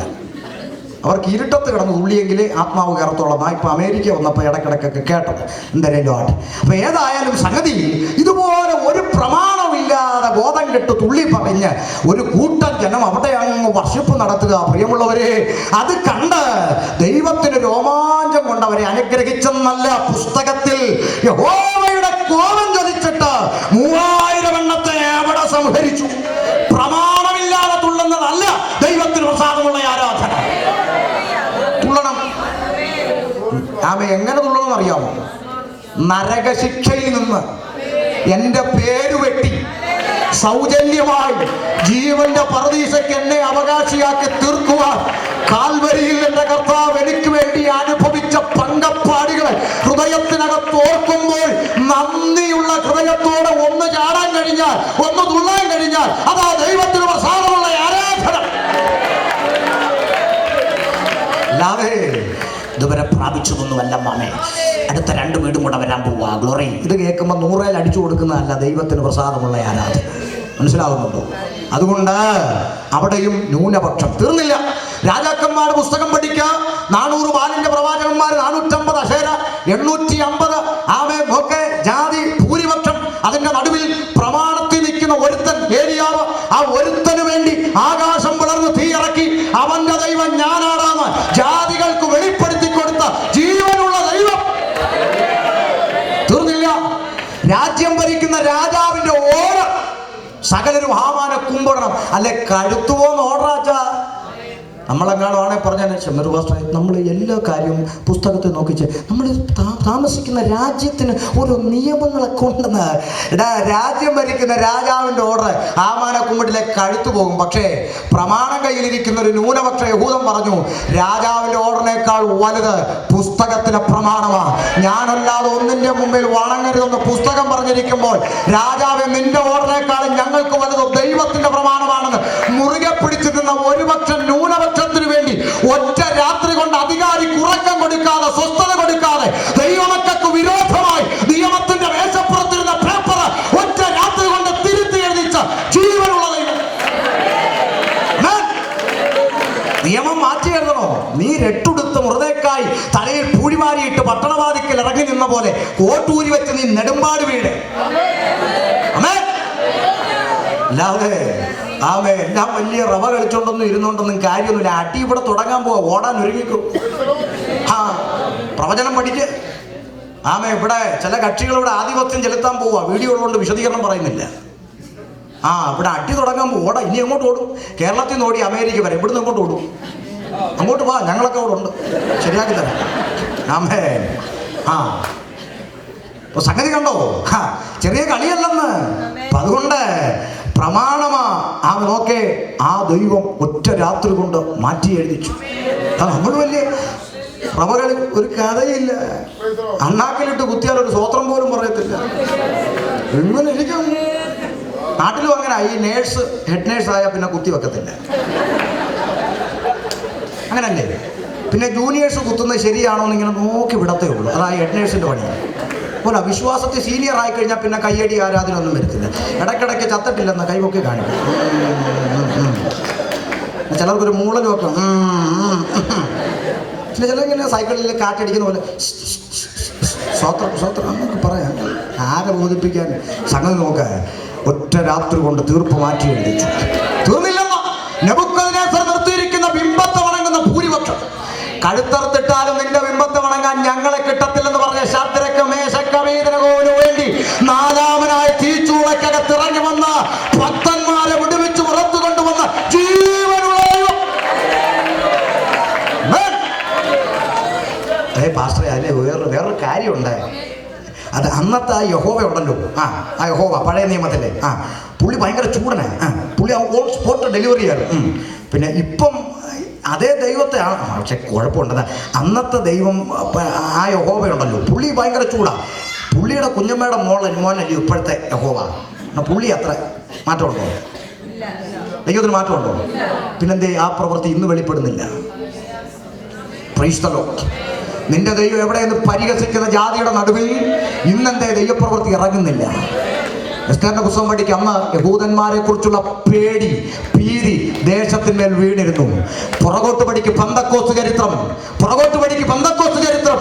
പന്തക്കോസ്തുകാരി എന്ന് പറഞ്ഞൊരു പെങ്കൊച്ച് പുസ്തകം പിടിച്ചോണ്ട് റോഡിൽ കൂടെ നടന്നാൽ കവലെ നിൽക്കുന്ന പയ്യന്മാരൊരു കമന്റ് പോലും പറയത്തില്ലായിരുന്നു. തല നരച്ചവരോട് ചോദിക്കുക, അവര് പറഞ്ഞു തരും. ഒരു കമന്റ് പോലും പറയുകയല്ല. ആരെങ്കിലും ഒരുത്തൻ കമന്റ് പറഞ്ഞാൽ അടുത്ത് നിൽക്കുമ്പോഴോ മിണ്ടല്ലേ, പ്രാർത്ഥനക്കാരിയ പോയി കുത്തിയിരുന്ന് പ്രാർത്ഥിച്ചാൽ നീ ചത്തുപോകുമെന്ന് പറഞ്ഞു. അങ്ങനൊരു കാലം അല്ലേ? ആണോ? ഇന്നത്തെ പെന്തിക്കോസുകാരി ഇറങ്ങി നടന്നാൽ 2 കിലോമീറ്ററുള്ള പയ്യന്മാർ ഇഞ്ഞു വരും. അതാ ഇവിടെ വേഷവും നടത്തി. ഉണ്ടാത്ത കുഴപ്പം ദൈവത്തിൻ്റെ അല്ല, കുഴപ്പം നിന്റെയാണ്. Price the Lord. അയ്യോ പാസ്റ്ററെ, അത് പഴയ നിയമം. ചിലർക്ക് പഴയ നിയമം ഭയങ്കര ചീച്ചിയാണ്. ഇപ്പൊ പിതാക്കന്മാരെ തെറി വിളിച്ചുകൊണ്ട് അരനിക്കുറൂട്ടുണ്ട് കുറെ എണ്ണം പറഞ്ഞിട്ടുണ്ട്. ന്യൂ ജനറേഷൻ എന്ന് പറഞ്ഞ് അവന്മാർക്ക് ഈ പഴയ നിയമം കണ്ടാങ്ങ് എന്ന് പിശാച് കുരിശി കാണുന്ന പോലെ എന്ന് പറഞ്ഞു. അങ്ങ് ഭയങ്കര പേടിയാണ്. വല്ലാത്തൊരു അനുഭവം പറയുക. പഴയ നിയമം ഇവർക്ക് വേണ്ടെന്നാ പറയുക. പക്ഷേ മുമ്പിലിരിക്കുന്ന ഈ പാവപ്പെട്ട കുഞ്ഞുങ്ങളെ തുള്ളിക്കാൻ വേണ്ടി ഇവന്മാർ ഉപയോഗിക്കുന്ന വാക്യം ഏതെന്നറിയാമോ? പ്രാപിക്ക പ്രാപിക്ക, അന്ത്യകാലത്ത് സകല ജഡത്തിന്മേലും എൻ്റെ ആത്മാവിനെ പകരം പുത്രന്മാർ. അതാരാ പറഞ്ഞേ? ഉണ്ടെന്നില്ലല്ലോ. അതാരാ പറഞ്ഞേ? യോവേൽ പ്രവാചകൻ പഴയ നിയമത്തിൽ പറഞ്ഞതോ. പക്ഷെ അവനത് അപ്പോസ്തല പ്രവൃത്തിയിലേ കണ്ടിട്ടുള്ളൂ. വലിയ കുഴപ്പം. അപ്പൊ അതുകൊണ്ട് ഇതൊക്കെ ചുമ്മാ എന്തെങ്കിലും വെളിവുകേട്. സായിപ്പന്മാർ ഇംഗ്ലീഷിൽ പറയുന്നതെല്ലാം ഞാൻ രാത്രി കാലങ്ങളിൽ ഇന്റർനെറ്റിൽ കയറി കുത്തിയിരുന്ന് അതെല്ലാം എടുത്ത് മലയാളത്തിലാക്കി കൊണ്ടുവന്ന് ഛർദ്ദിക്ക് വരും. എന്ത് വിവരക്കേട്. അല്ല ദൈവസന്നിധിയിൽ അങ്ങനെ ഇരുന്ന് പ്രാപിച്ചാണ്. ആമേ, ശ്രദ്ധിക്കണേ. അപ്പൊ അതുകൊണ്ട് പുതിയ നിയമത്തിൽ ഇതിന് ഓപ്പോസിറ്റ് ആണോ? അല്ലല്ല. പുതിയ നിയമത്തിലും ഏതു വിധത്തിലും ആളെ കൂട്ടുന്ന വകുപ്പ് യേശുവിനുമില്ല. കർത്താവിന്റെ പുറകെ പുരുഷാരം ബഹുപുരുഷാരം കടന്നു വരിക. 5 അപ്പം കൊണ്ട് 5000 പേരെ പൊടിപ്പിച്ചിട്ട് കർത്താവ് പ്രാർത്ഥനയ്ക്ക് മലയിൽ കയറി പോയപ്പോൾ ഇവര് തപ്പി നടക്കുക, കാണുന്നില്ല. തപ്പി കണ്ടുപിടിച്ചിട്ട് എവിടെ ആയിരുന്നു? കർത്താവ് വിചാരിച്ച സ്നേഹം കൊണ്ടങ്ങാണ്ടായി. എന്ത് പറ്റി? തിരക്കി വിഷമിച്ചോ? പിന്നെ എന്തിനാ? ഉടനെ പറയാ, മരുഭൂമിയിൽ ഞങ്ങളുടെ പിതാക്കന്മാർക്ക് മോശ അപ്പോൾ ഇറച്ചിയൊക്കെ കൊടുത്താൽ അപ്പം ഞങ്ങൾക്ക് ഇനി സ്ഥിരമായിട്ടൊക്കെ തന്നുകൊണ്ടിരുന്നാൽ കൂടെ വരാൻ. പിന്നെ കർത്താവ് ചിന്താഗതി മനസ്സിലായിട്ട് വിഷയം ഒന്ന് മാറ്റിപ്പിടിച്ചു. കർത്താവ് പറഞ്ഞു, നിങ്ങൾ ലോകപ്രകാരമുള്ള ആഹാരം അന്വേഷിക്കുന്നു, ഞാനോ സ്വർഗത്തിൽ എന്ന് പറഞ്ഞ ജീവന്റെ അപ്പമാ എന്ന് പറഞ്ഞ് ഉപദേശം അങ്ങോട്ട് മാറ്റിപ്പിടിച്ചു. എന്നിട്ട് കർത്താവ് പറഞ്ഞു, എൻ്റെ നിമിത്തം സുവിശേഷ നിമിത്തം അപ്പനെയോ അമ്മയോ വീടോ വസ്തുവോ നിലങ്ങളെയോ മക്കളെയോ സ്വന്തം പ്രാണനെ കൂടെ പകയ്ക്കാതെ ഇരിക്കുന്നവന് എൻ്റെ ശിഷ്യനായിരിക്കാൻ കഴിയില്ല. എൻ്റെ ചിന്ത പറഞ്ഞേച്ച് തിരിഞ്ഞു നോക്കിയപ്പോൾ മിച്ചം 12. എത്രയുണ്ട്? 12. നിങ്ങൾ ശ്രദ്ധിക്കട്ടെ, 12. എൻ്റെ ഒരു ഭാവന പറയുക, ഒരു ഭാവന വേണമെങ്കിൽ എടുത്താൽ മതി, വേണ്ട കളഞ്ഞ ഭാവനയല്ലയോ. തിരിഞ്ഞു പോയി, മിച്ചം 12. കർത്താവ് ചോദിക്കുകയാണ്, ബാക്കിയുള്ളവരൊക്കെ എന്ത് ചോദിച്ചത്? എല്ലാം പോയോ? പിന്നെ പോവാതെ ഒരു മര്യാദക്കൊക്കെ പറയണ്ടേ? അല്ല, ഒരു മര്യാദക്കൊക്കെ പറ. അപ്പനെ വിടണം, അമ്മയെ വിടണം, സഹോദരനെ വിടണം, സഹോദരിയെ വിടണം, വസ്തു വിടണം. ഈ വസ്തുവൊക്കെ ഉണ്ടാക്കാൻ പറ്റ പാട് കർത്താവിനറിയാതെ. അല്ല, നിങ്ങൾ ഈ പറയുന്നത് കേട്ടോണ്ട് സഹോദരങ്ങളെയൊക്കെ വിട്ട് ഞങ്ങൾക്ക് അങ്ങനെ ചാടി ഇറങ്ങാൻ പറ്റുമോ? കൊച്ചിന് ഫീസ് കൊടുക്കുന്ന കുഞ്ഞമ്മയാണ്. നിങ്ങൾ പറയുന്നത് കേട്ടോണ്ട് അങ്ങനെ ചാടി ഇറങ്ങാൻ നോക്കുമോ? അണ്ട് ഒരു മര്യാദക്കൊക്കെ പറ. ഉണ്ടെന്നില്ല. അവർ പറഞ്ഞൊരു പദം, ഇത് കഠിന വാക്ക്. Price the Lord. ഉപദേശം ഇച്ചിരി കഠിനമാണ്. അത് ഉൾക്കൊള്ളാൻ വയ്യാതെ അപ്പം തിന്നാൻ വന്നവനും അത്ഭുതം കാണാൻ വന്നവനും നടുവേദന, പല്ലുവേദന, ഉളുക്ക്, വിരിപ്പ്, തരിപ്പ്, മഴ ഇതെല്ലാം മാറാൻ വന്നവനും മാറിയിട്ട് ആ വഴി പോകും. കഠിന ഉപദേശം പിൻപറ്റാൻ മനസ്സുള്ളവൻ യേശുവിൻ്റെ പിന്നാലെയാണ്.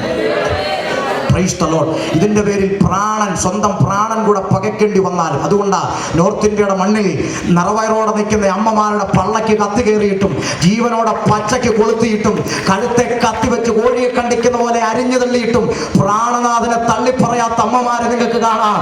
അവൻ അബദ്ധം പറ്റിയതല്ല, ക്രൂശിന്റെ മാർഗമായത്. തീർന്നില്ല. ആമേൻ. ഓക്കേ, അതുകൊണ്ട് ഇച്ചിരി മര്യാദക്കൊക്കെ പറയുന്ന ഒരു പക്ഷേ ശിഷ്യന്മാർ പറഞ്ഞിരിക്കാം. ആമേൻ, ഭാവനയാ. എന്നാൽ ആ സ്ഥാനത്ത് ഞാനോ സാങ്കുട്ടി പാസ്റ്ററോ നമ്മുടെ മാത്യു പാസ്റ്ററോ എങ്ങാണോ ആരുന്നെങ്കിൽ, ഞങ്ങളെങ്ങാണോ ആരുന്ന ആ സ്ഥാനത്തെങ്കിൽ എന്ത് പറയുമെന്നറിയാമോ? സംഭവിച്ചു പറഞ്ഞു പോയത് പോട്ടെ, നിങ്ങളേലും ഇട്ടേച്ച് പോവല്ലേ. നമ്മളൊന്നുമില്ലല്ലോ, ഒരു ബിൽഡിങ്ങും എടുത്ത് വാടകയും കൊടുത്ത് ഇത്രയും കഷ്ടപ്പെട്ടെല്ലാം ഇതാക്കി വെച്ചു.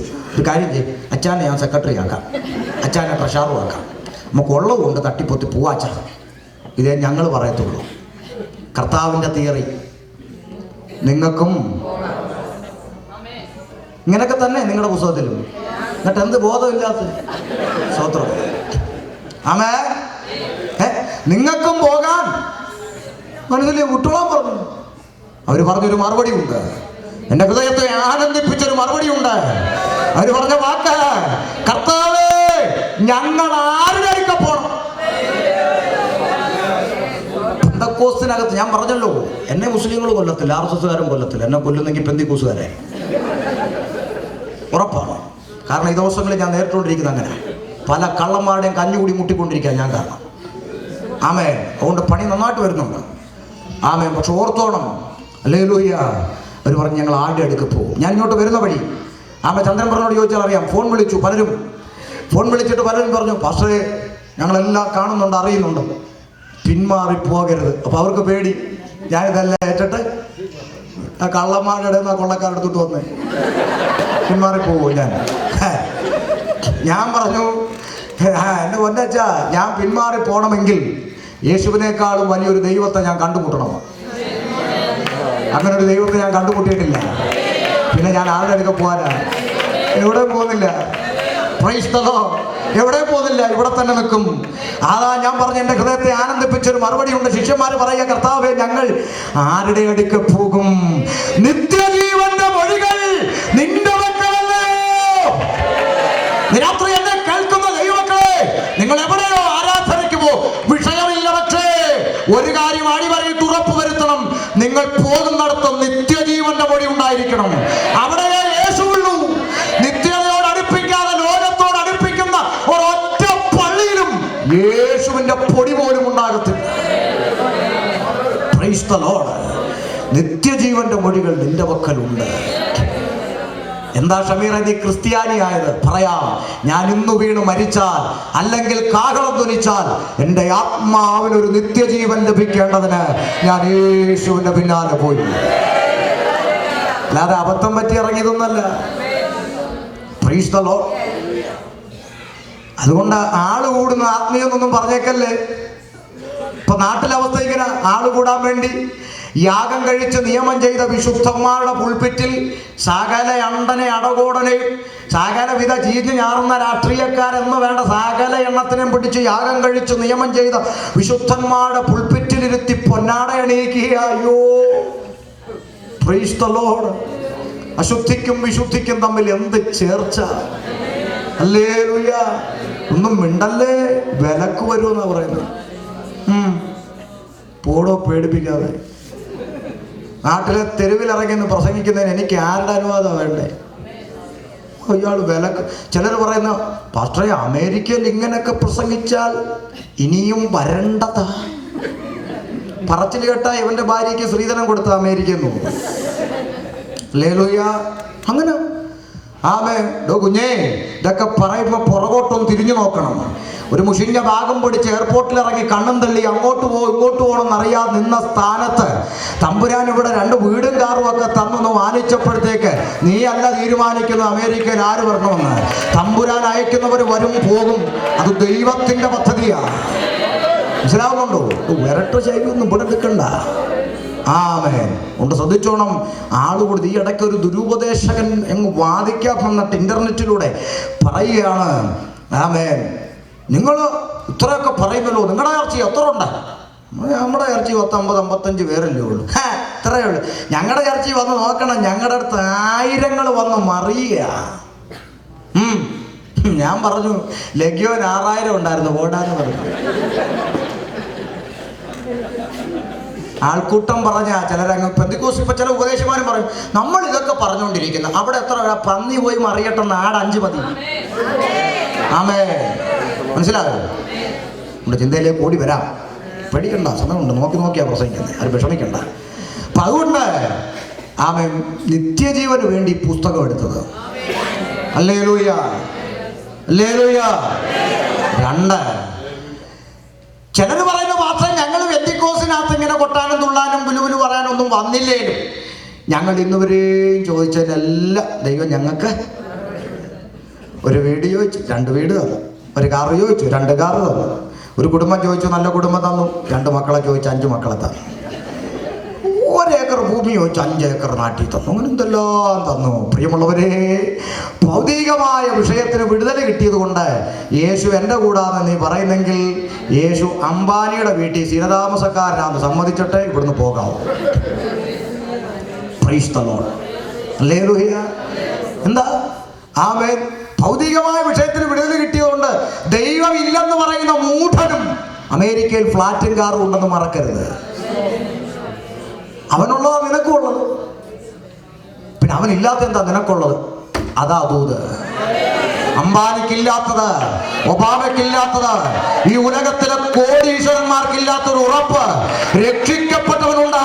നീ എന്ന് വീണ് മരിച്ചാൽ, ഈ യാത്രയിൽ നിന്റെ പ്രാണനെ ചോദിച്ചാൽ, ഇന്ന് രാത്രി കാഹളം മുഴങ്ങിയാൽ, ഞാൻ എൻ്റെ ആത്മാവിന്റെ നിത്യത എൻ്റെ കർത്താവിനോട് കൂടെ ചെലവഴിക്കുമെന്ന് നെഞ്ചത്ത് കൈവച്ച് പറയാൻ ഒരു പ്രാഗൽഭ്യം ഇന്ന് രാത്രി നീ പ്രാപിച്ചിട്ടുണ്ടെങ്കിൽ ഷമീർ പറയും, യേശു നിന്റെ കൂടെ.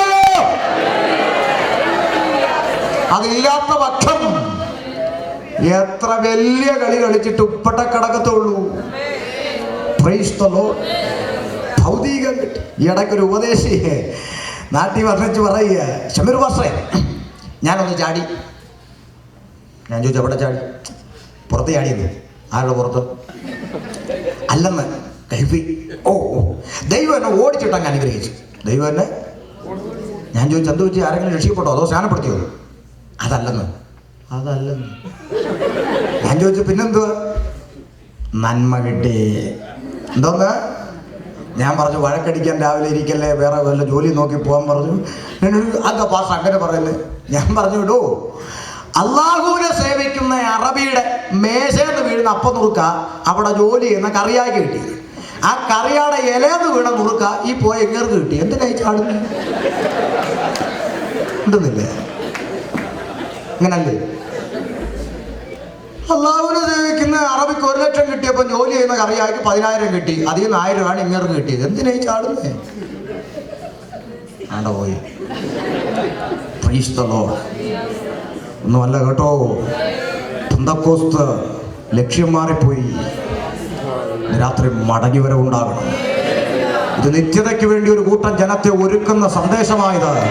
കാഹളം മുഴങ്ങാൻ അധിക സമയമില്ലെന്ന് സകല തെളിവുകളും വിളിച്ചറിയിക്കുന്നു. പൊട്ടനെ പോലെ വിളിച്ചു പറഞ്ഞേച്ച് പോകുവാ ഞാൻ. തിരിച്ചറിഞ്ഞ് മടങ്ങി വരാൻ കഴിവുള്ളവന് മടങ്ങി വരാം. ഇല്ലെങ്കിൽ നീ കൈവിടപ്പെടും കുഞ്ഞേ. നീ ചിന്തിക്കുന്ന, നീ പഠിച്ച പെന്തക്കോസ്ത് അല്ല, പുസ്തകത്തിലെ പെന്തക്കോസ്ത്. ഹല്ലേലൂയ. മടങ്ങി വരാൻ ചിന്തയിലേക്ക്. ഉൽപ്പത്തി മുതൽ വെളിപ്പാട് വരെ വിശുദ്ധ വേദപുസ്തകം പഠിക്കുമ്പോൾ എന്നെ വളരെ ആവേശത്തോടെ ചിന്തിപ്പിച്ച ഒരുപാട് ഘടകങ്ങളിലേക്കാണ് ഞാൻ എൻ്റെ ചിന്തയെ കൊണ്ടുവരുന്നത്. എന്തുകൊണ്ട് നീ ബൈബിൾ പ്രസംഗിക്കുന്നു എന്ന് ചോദിച്ചാൽ, ഒന്ന് ഞാൻ പറയും, ലോകം എങ്ങനെ ഉണ്ടായി എന്ന് പറഞ്ഞുകൊണ്ട് ഉൽപ്പത്തിയിൽ ആരംഭിക്കുന്ന വിശുദ്ധ ബൈബിൾ ലോകം എങ്ങനെ അവസാനിക്കും എന്ന് പറഞ്ഞു തന്നിട്ടാണ് എവിടെ അവസാനിക്കുന്നത്? വെളിപ്പാട് പുസ്തകത്തിൽ അവസാനിക്കുന്നത്. ബിക്കോസ് പൂർണ്ണതയുള്ള ഗ്രന്ഥമാണ് വിശുദ്ധ ബൈബിൾ. അതുകൊണ്ടാണ് ഇതിനെ ദൈവവചനം എന്ന് വിളിക്കുന്നത്. ഇത് പൂർണ്ണതയുള്ളതാണ്. അതുകൊണ്ടാണ് ഇതിന്റെ ഒടുക്കത്തിൽ ഇനി ഇതിനോടൊരു വള്ളിയോ പുള്ളിയോ ആരും കൂട്ടുകയോ കുറയ്ക്കുകയോ ഒന്നും ചെയ്യേണ്ട. ഈ ബൈബിൾ അതിൽ തന്നെ പൂർണ്ണമാണ്. ഇപ്പൊ കുറെ പയറും തീയും ഒക്കെ ഇറങ്ങിയിട്ട് കൂട്ടാൻ നടക്കുക. അപ്പോസ്തല പ്രവൃത്തി 28 ഉള്ളു പുസ്തകത്തിൽ 29 ഉണ്ടാക്കാൻ നടക്കുക. പയർ ചെറുപയറും വൻപയറും എല്ലാം ഇറങ്ങി നാശകോടാലിയാക്കിയിട്ടിരിക്കുക. ശ്രദ്ധിക്കണേ, ഇത് പൂർണ്ണതയുള്ള ഗ്രന്ഥമാണ്. 29 ഞാൻ പറയണ്ട, 28 വരെ ഉള്ളതെന്ന് അനുസരിച്ച് ജീവിച്ച് കാണിക്കട. എന്നിട്ട് 29 എഴുതേ. സ്വത്രം. പേരിന്റെ അറ്റത്ത് അപ്പോസ്തലനെന്നും വെച്ചുകൊണ്ട് കുറെ അവന്മാർ നടക്കുക. അപ്പോസ്തലൻ ആരാന്നറിയാമോ? പുസ്തകത്തിലെ അപ്പോസ്തലൻ എന്ന് പറഞ്ഞാൽ സ്വന്തമെന്നൊന്നും എണ്ണാത്തവൻ, സകലതും ചവറന്ന് കറഞ്ഞു വിട്ടുകളഞ്ഞവൻ, പൊന്നും വെള്ളിയും ഇല്ലെന്ന് പറഞ്ഞവൻ, സകലവും വിട്ടവൻ. അല്ലാതെ അപ്പോസ്തലന്മാർ അക്കൗണ്ട് നമ്പർ കാണിച്ചേച്ച് എൻ്റെ അക്കൗണ്ടിലോട്ട് ഇട്ടേരെ എന്ന് പറഞ്ഞ് കുമിഞ്ഞു കൂട്ടുന്ന അപ്പോസ്തലന്മാർ പുസ്തകത്തിലില്ല. Praise the Lord. ദ്രവ്യം കൊടുത്ത് പരിശുദ്ധാത്മാവിന് വാങ്ങാൻ വന്നവനോട് നീ ദ്രവ്യം കൊടുത്ത് പരിശുദ്ധാത്മാവിനെ വാങ്ങാൻ നിരൂപിച്ച നീയും നിന്റെ ദ്രവ്യവും നശിച്ചു പോകട്ടെ എന്ന് പറഞ്ഞവരാണ് അപ്പോസ്തലന്മാർ. അല്ലാതെ എൻ്റെ അക്കൗണ്ട് നമ്പർ മെസ്സേജ് അയക്കാം, അതിലോട്ടങ്ങ് ഇട്ടേരെ നെറ്റ് വഴി എന്ന് പറഞ്ഞവരല്ല. Price the Lord.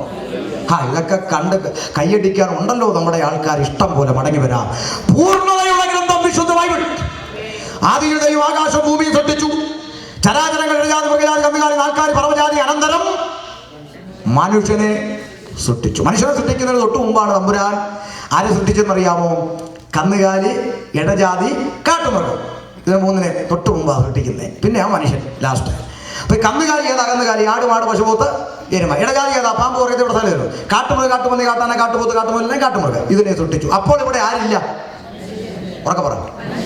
മനുഷ്യനില്ല. അതുകൊണ്ട് പശു പശുവായിരുന്നു, പാമ്പ് പാമ്പായിരുന്നു, പന്നി പന്നിയായിരുന്നു, അല്ലേ? കാര്യം ഇവിടെ ആരില്ല? മനുഷ്യനില്ല. പക്ഷെ 6-ാം ദിവസം ഇവൻ ഇങ്ങോട്ട് വന്നപ്പോൾ അവ ഇത് പലതിനെയും പിടിച്ചെന്താക്കി? ദൈവമാക്കി. അപ്പൊ പാമ്പും ദൈവമായി, പട്ടിയും ദൈവമായി, പശുവും ദൈവം. പശു ദൈവമായിട്ട് പശുവിനെ ഇപ്പൊ വാർത്ത മൊത്തം എന്താ? പശുവിനെ കൊല്ലരുത്, പശു ദൈവമാണ്. ആ പശു അമ്മയാണ്. ഇവരൊക്കെ അപ്പൻ കാളയാണ്. പശു അമ്മയാന്നാ പറയുന്നത്. അതുകൊണ്ട് കൊല്ലരുത് എന്നൊക്കെ പറയും. പിന്നെ ഇപ്പൊ നാളെ ക്രിസ്ത്യാനി കൂടെ ഇപ്പൊ ഇന്റർനെറ്റിലൊക്കെ കാണുന്നുണ്ട്. ക്രിസ്ത്യാനിയും പറയുന്നു ഞങ്ങളുടെ പത്രോസിനെ മാനസാന്തരപ്പെടുത്തിയത് കോഴിയാണ്, ഇനി കോഴിയെ കൊല്ലരുത്. അവിടെ വരട്ടെ.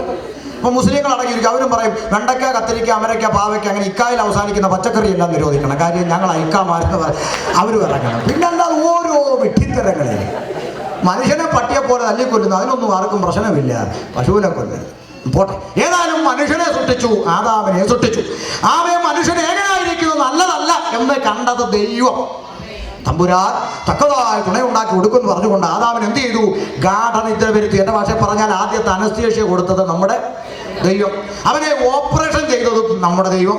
അവൻ ഒരു പെൺകുട്ടിയെ വാരിയിൽ നിന്ന് ഒന്നിനെ എടുത്ത് മറ്റേ മാംസം വെച്ച് പിടിപ്പിച്ച് നല്ലൊരു തക്ക തുണയുണ്ടാക്കി അങ്ങോട്ട് കൊടുത്തു. ആദ്യത്തെ കല്യാണം, അല്ലേ? എങ്ങനെയാ ആദാം അവളെ സ്വീകരിച്ചത് നമുക്കറിയാലേ. എങ്ങനെ സ്വീകരിച്ചത്? അടുത്ത് നിന്ന ഒരു കാട്ടുമരത്തിന്റെ വള്ളി വലിച്ചങ്ങ് പൊട്ടിച്ച് അവളെ കഴുത്തിലോട്ടിട്ട് ഒറ്റ മുറുക്കങ്ങോട്ട് മുറുക്കിയ. ഇതൊന്നും മുറുക്കിയില്ലെന്ന്. അതുകൊണ്ട് ആ വെന്തിക്കോസുകാർ മുറുക്കാത്ത. മനസ്സിലായോ? പിന്നെ ഈ മുറുക്കൊക്കെ ആര് കണ്ടുപിടിച്ചു? പാസ്റ്റേ, മനുഷ്യനാ കണ്ടുപിടിച്ചേ. എന്തിനാ? അവന് തോന്നുമ്പോ ഇത് പൊട്ടിച്ചിട്ട് അടുത്ത മുറുക്കാല്ലോ. അപ്പൊ അവൻ ഓടി നടന്ന് മുറുക്കാൻ വേണ്ടി അവനാണ് മുറുക്ക് കണ്ടുപിടിച്ചത്. കാര്യം പെണ്ണുങ്ങളോട് പറഞ്ഞങ്ങ് പതിപ്പിച്ചു വെച്ചേക്ക് ഇത് പൊട്ടിയ ബന്ധം. ചില ആന്റിമാര് പറയത്തില്ലേ, എന്റെ ചേട്ടൻ കെട്ടിയ കെട്ടുതാലി പൊട്ടിക്കുന്നു. ഞാൻ ഒരിക്കൽ ആന്റിയോട് ചോദിച്ചു, ആന്റി എന്താ പറയുന്നത്? സിസേറിയൻ ചെയ്യാൻ തിയേറ്ററിലോട്ട് കയറ്റിയപ്പം ചേട്ടൻ കെട്ടിയതും കുഞ്ഞമ്മ കെട്ടിയതെല്ലാം പൊട്ടിച്ചിട്ടല്ലയോ കയറ്റിയത്? കൊച്ചിൻ്റെ അപ്പൻ ഇപ്പോഴും വീട്ടിലില്ലയോ? ബന്ധം പോയോ? അങ്ങനൊന്നും പോകത്തില്ലെന്ന് ചുമ്മാ പേടിപ്പിക്കാൻ പറഞ്ഞില്ല. അപ്പൊ അതുകൊണ്ട് അപ്പൻ അവിടെ അങ്ങനെ ഒന്നും മുറുകി അല്ലെന്ന് സ്വീകരിച്ച പിന്നെയോ ദൈവം സാക്ഷിയായി ഉടമ്പടി ചെയ്തു അല്ലേ? ഇത് എന്റെ അസ്ഥിയിൽ നിന്ന് അസ്ഥി, എന്റെ മാംസത്തിൽ നിന്ന് മാംസം. ഉടമ്പടിക്കകത്ത് ഒളിഞ്ഞിരിക്കുന്ന മർമ്മമുണ്ട്. അസ്ഥിക്ക് മാംസം കൂടാതെയോ മാംസത്തിന് അസ്ഥി കൂടാതെയോ ജീവിതമില്ല. പ്രസംഗിച്ചുകൊണ്ട് നിൽക്കുന്ന എൻ്റെ ശരീരത്തിൽ അസ്ഥിയുണ്ട്, മാംസം ഇല്ല എന്നിരിക്കട്ടെ. പിള്ളേർ എന്നെ എടുത്ത് ലാബിൽ കൊണ്ടുവെക്കും പഠിക്കാൻ അല്ലേ? എന്നാൽ അസ്ഥി ഇല്ല മാംസം ഉണ്ട് എന്നിരിക്കട്ടെ. എഴുന്നേറ്റ് നിൽക്കുവോ? ഇല്ല. മൈദാമാവ് കുഴച്ചിട്ടിരിക്കുന്ന പോലെ അവിടെ കിടക്കും. അപ്പൊ ഇത് രണ്ടും ഉണ്ടെങ്കിൽ ജീവനോട് ഇങ്ങനെ നിൽക്കാനൊക്കും. ഇത് രണ്ടും തമ്മിൽ വേർപെടും എപ്പോഴാ? മരണത്താൽ. ദൈവം യോജിപ്പിച്ചതിനെ മരണത്താൽ അല്ലാതെ വേർപിരിക്കാൻ പറ്റാത്ത ബന്ധമായി ദൈവം വിവാഹം സ്ഥാപിച്ചു. അവരെ ഏദൻ തോട്ടത്തിലാക്കി വെച്ചു. കഥയൊക്കെ നമുക്കറിയാം. പിന്നെ ഏദൻ തോട്ടത്തിൽ ദൈവത്തെ ആരാധിച്ചു കൊണ്ടിരുന്ന ആദം ഹൗവ ആ പ്രിയപ്പെട്ടവരെ ദൈവസഭയ്ക്ക് നിഴലാകുന്ന തോട്ടത്തിനകത്താക്കി വെച്ചു. ഒരുപക്ഷെ സമയപരിമിതിയിൽ കുറിവാക്യത്തിൽ എത്തിയില്ലെങ്കിൽ പ്രസംഗം നാളെ തുടരുന്നതായിരിക്കും. ഓക്കെ, ശ്രദ്ധിച്ചു കേൾക്കണം. അവരെ ഏദൻ തോട്ടത്തിൽ ആക്കി വെച്ചു. ദൈവസഭയ്ക്ക് നിഴലായി നിൽക്കുന്ന തോട്ടം. അത് പറഞ്ഞത് ഞാനല്ല. പിന്നെ ഉത്തമഗീതം 4:12 പറയുന്നത് എൻ്റെ കാന്ത കെട്ടിയടയ്ക്കപ്പെട്ട ഒരു തോട്ടം. നിഴലാണ്. പഴയ നിയമം എപ്പോഴും നിഴലാ, പുതിയ നിയമം അതിൻ്റെ പൊരുൾ വിശദീകരിക്കാൻ സമയം പോരാ. അപ്പോൾ തോട്ടത്തിന് നിഴലായിരിക്കുന്ന സഭയ്ക്ക് നിഴലായിരിക്കുന്ന തോട്ടത്തിൽ ആദാമ വായി വെച്ചു. എന്നിട്ട് അവൻ ഇടയന് 2 ജോലി കൊടുത്തു. ആദാമിന് 1 തോട്ടത്തിൽ വേല ചെയ്യണം, 2 തോട്ടം കാക്കണം. സഭയാകുന്ന തോട്ടത്തിൽ ആക്കി വെച്ചിരിക്കുന്ന ഇടയന്മാർക്ക് 2 ഉത്തരവാദിത്വമുണ്ട്. 1 വേല ചെയ്യണം, 2 തോട്ടം കാക്കണം. മനസ്സിലാവുന്നുണ്ടോ? Price the Lord. വളരെ ശ്രദ്ധിക്കണം. ഇത് നിങ്ങളുടെ മനസ്സിലിട്ടോണം. ആമേൻ. എന്നാൽ തോട്ടത്തിനകത്ത് ആര് നുഴഞ്ഞു കയറി? ഇരുട്ടിന്റെ ആത്മാവ് പ്രവേശിച്ച ഒരു പാമ്പ് നുഴഞ്ഞു കയറി. പാമ്പ് അക്ഷരാർത്ഥത്തിൽ പാമ്പ് തന്നെയാണ്. പാമ്പ് വിചാരമൊന്നുമല്ല, പാമ്പ് തന്നെയാണ്. ആ പാമ്പിലൂടെ അമ്മച്ചിയോട് കൊച്ചു വർത്താനം പറഞ്ഞ പ്രേരക ശക്തിയാണ് ഇരുട്ടിന്റെ ആത്മാവ്. അത് പാമ്പി മാത്രമല്ല, പന്നിയിലും കയറും. ലഗ്യോൻ ബാധിച്ചവന്റെ അനുഭവത്തിൽ. പിന്നെ പത്രോസിലും വേണേ കയറും. ഇടയ്ക്കൊന്ന് കയറി ഇറങ്ങിയല്ലോ. പിന്നെ വേണമെങ്കിൽ മക്കതോന്യക്ക് പോയ പൗലോസിന്റെ ശീലാസിന്റെ പിറകെ അവൻ ഒരു പെണ്ണും പിള്ള ഇങ്ങനെ പറഞ്ഞു, ഇവർ അത്യുന്നതനായ ദൈവത്തിന്റെ ദാസന്മാരാ, സത്യവചനം പ്രസംഗിക്കുന്നവരാ അല്ലേ? ഞാനെങ്ങാണോ തിരിഞ്ഞു നോക്കിയിട്ട് എൻ്റെ പ്രസംഗം എവിടെ കേട്ടിട്ടുണ്ട്? യൂട്യൂബിൽ കേട്ടിട്ടുണ്ടോ? എന്നെ എങ്ങനെ അറിയാം? നേരത്തെ വന്നിട്ടുണ്ടോ? പരിചയമുണ്ടോന്നൊക്കെ നമ്മൾ ചോദിക്കത്തുള്ളൂ അല്ലേ? കാര്യം പറഞ്ഞത് സത്യമാണ്, സത്യവചനം പ്രസംഗിക്കുന്നത്. എന്നാൽ ആത്മാവകത്തുള്ളവൻ വിവേചിച്ചൊന്ന് മുഷിഞ്ഞ് തിരിഞ്ഞു നോക്കി അവളിലുള്ള ഭൂതത്തെ ശാസിച്ചു. അപ്പോഴാ മനസ്സിലായി ഇവൾ അകത്തിരുന്നത് ഭൂതമാണ്. പലതിൻ്റെ അകത്തിങ്ങനെ ഇരിപ്പുണ്ട്. ചില ചർച്ചിലൊക്കെ ചെന്നാൽ നമ്മൾ പ്രസംഗിക്കാൻ സമ്മതിക്കത്തില്ല. ബുൾഡോസർ പോലെ മുമ്പിൽ വന്നിരിക്കുകയും ചെയ്യും.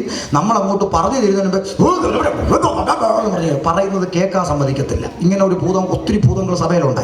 ഇതിനെ ഒന്നും ശാസിക്കാൻ ഒരു പാസ്റ്റർമാർക്കും കൃപയില്ല. പോട്ടെ, ഏതായാലും തോട്ടത്തിൽ വേല ചെയ്യണം, തോട്ടം കാക്കണം. ഞാൻ പറഞ്ഞ അതിശോക്തിയല്ല, പുസ്തകത്തിന് തെളിവാ.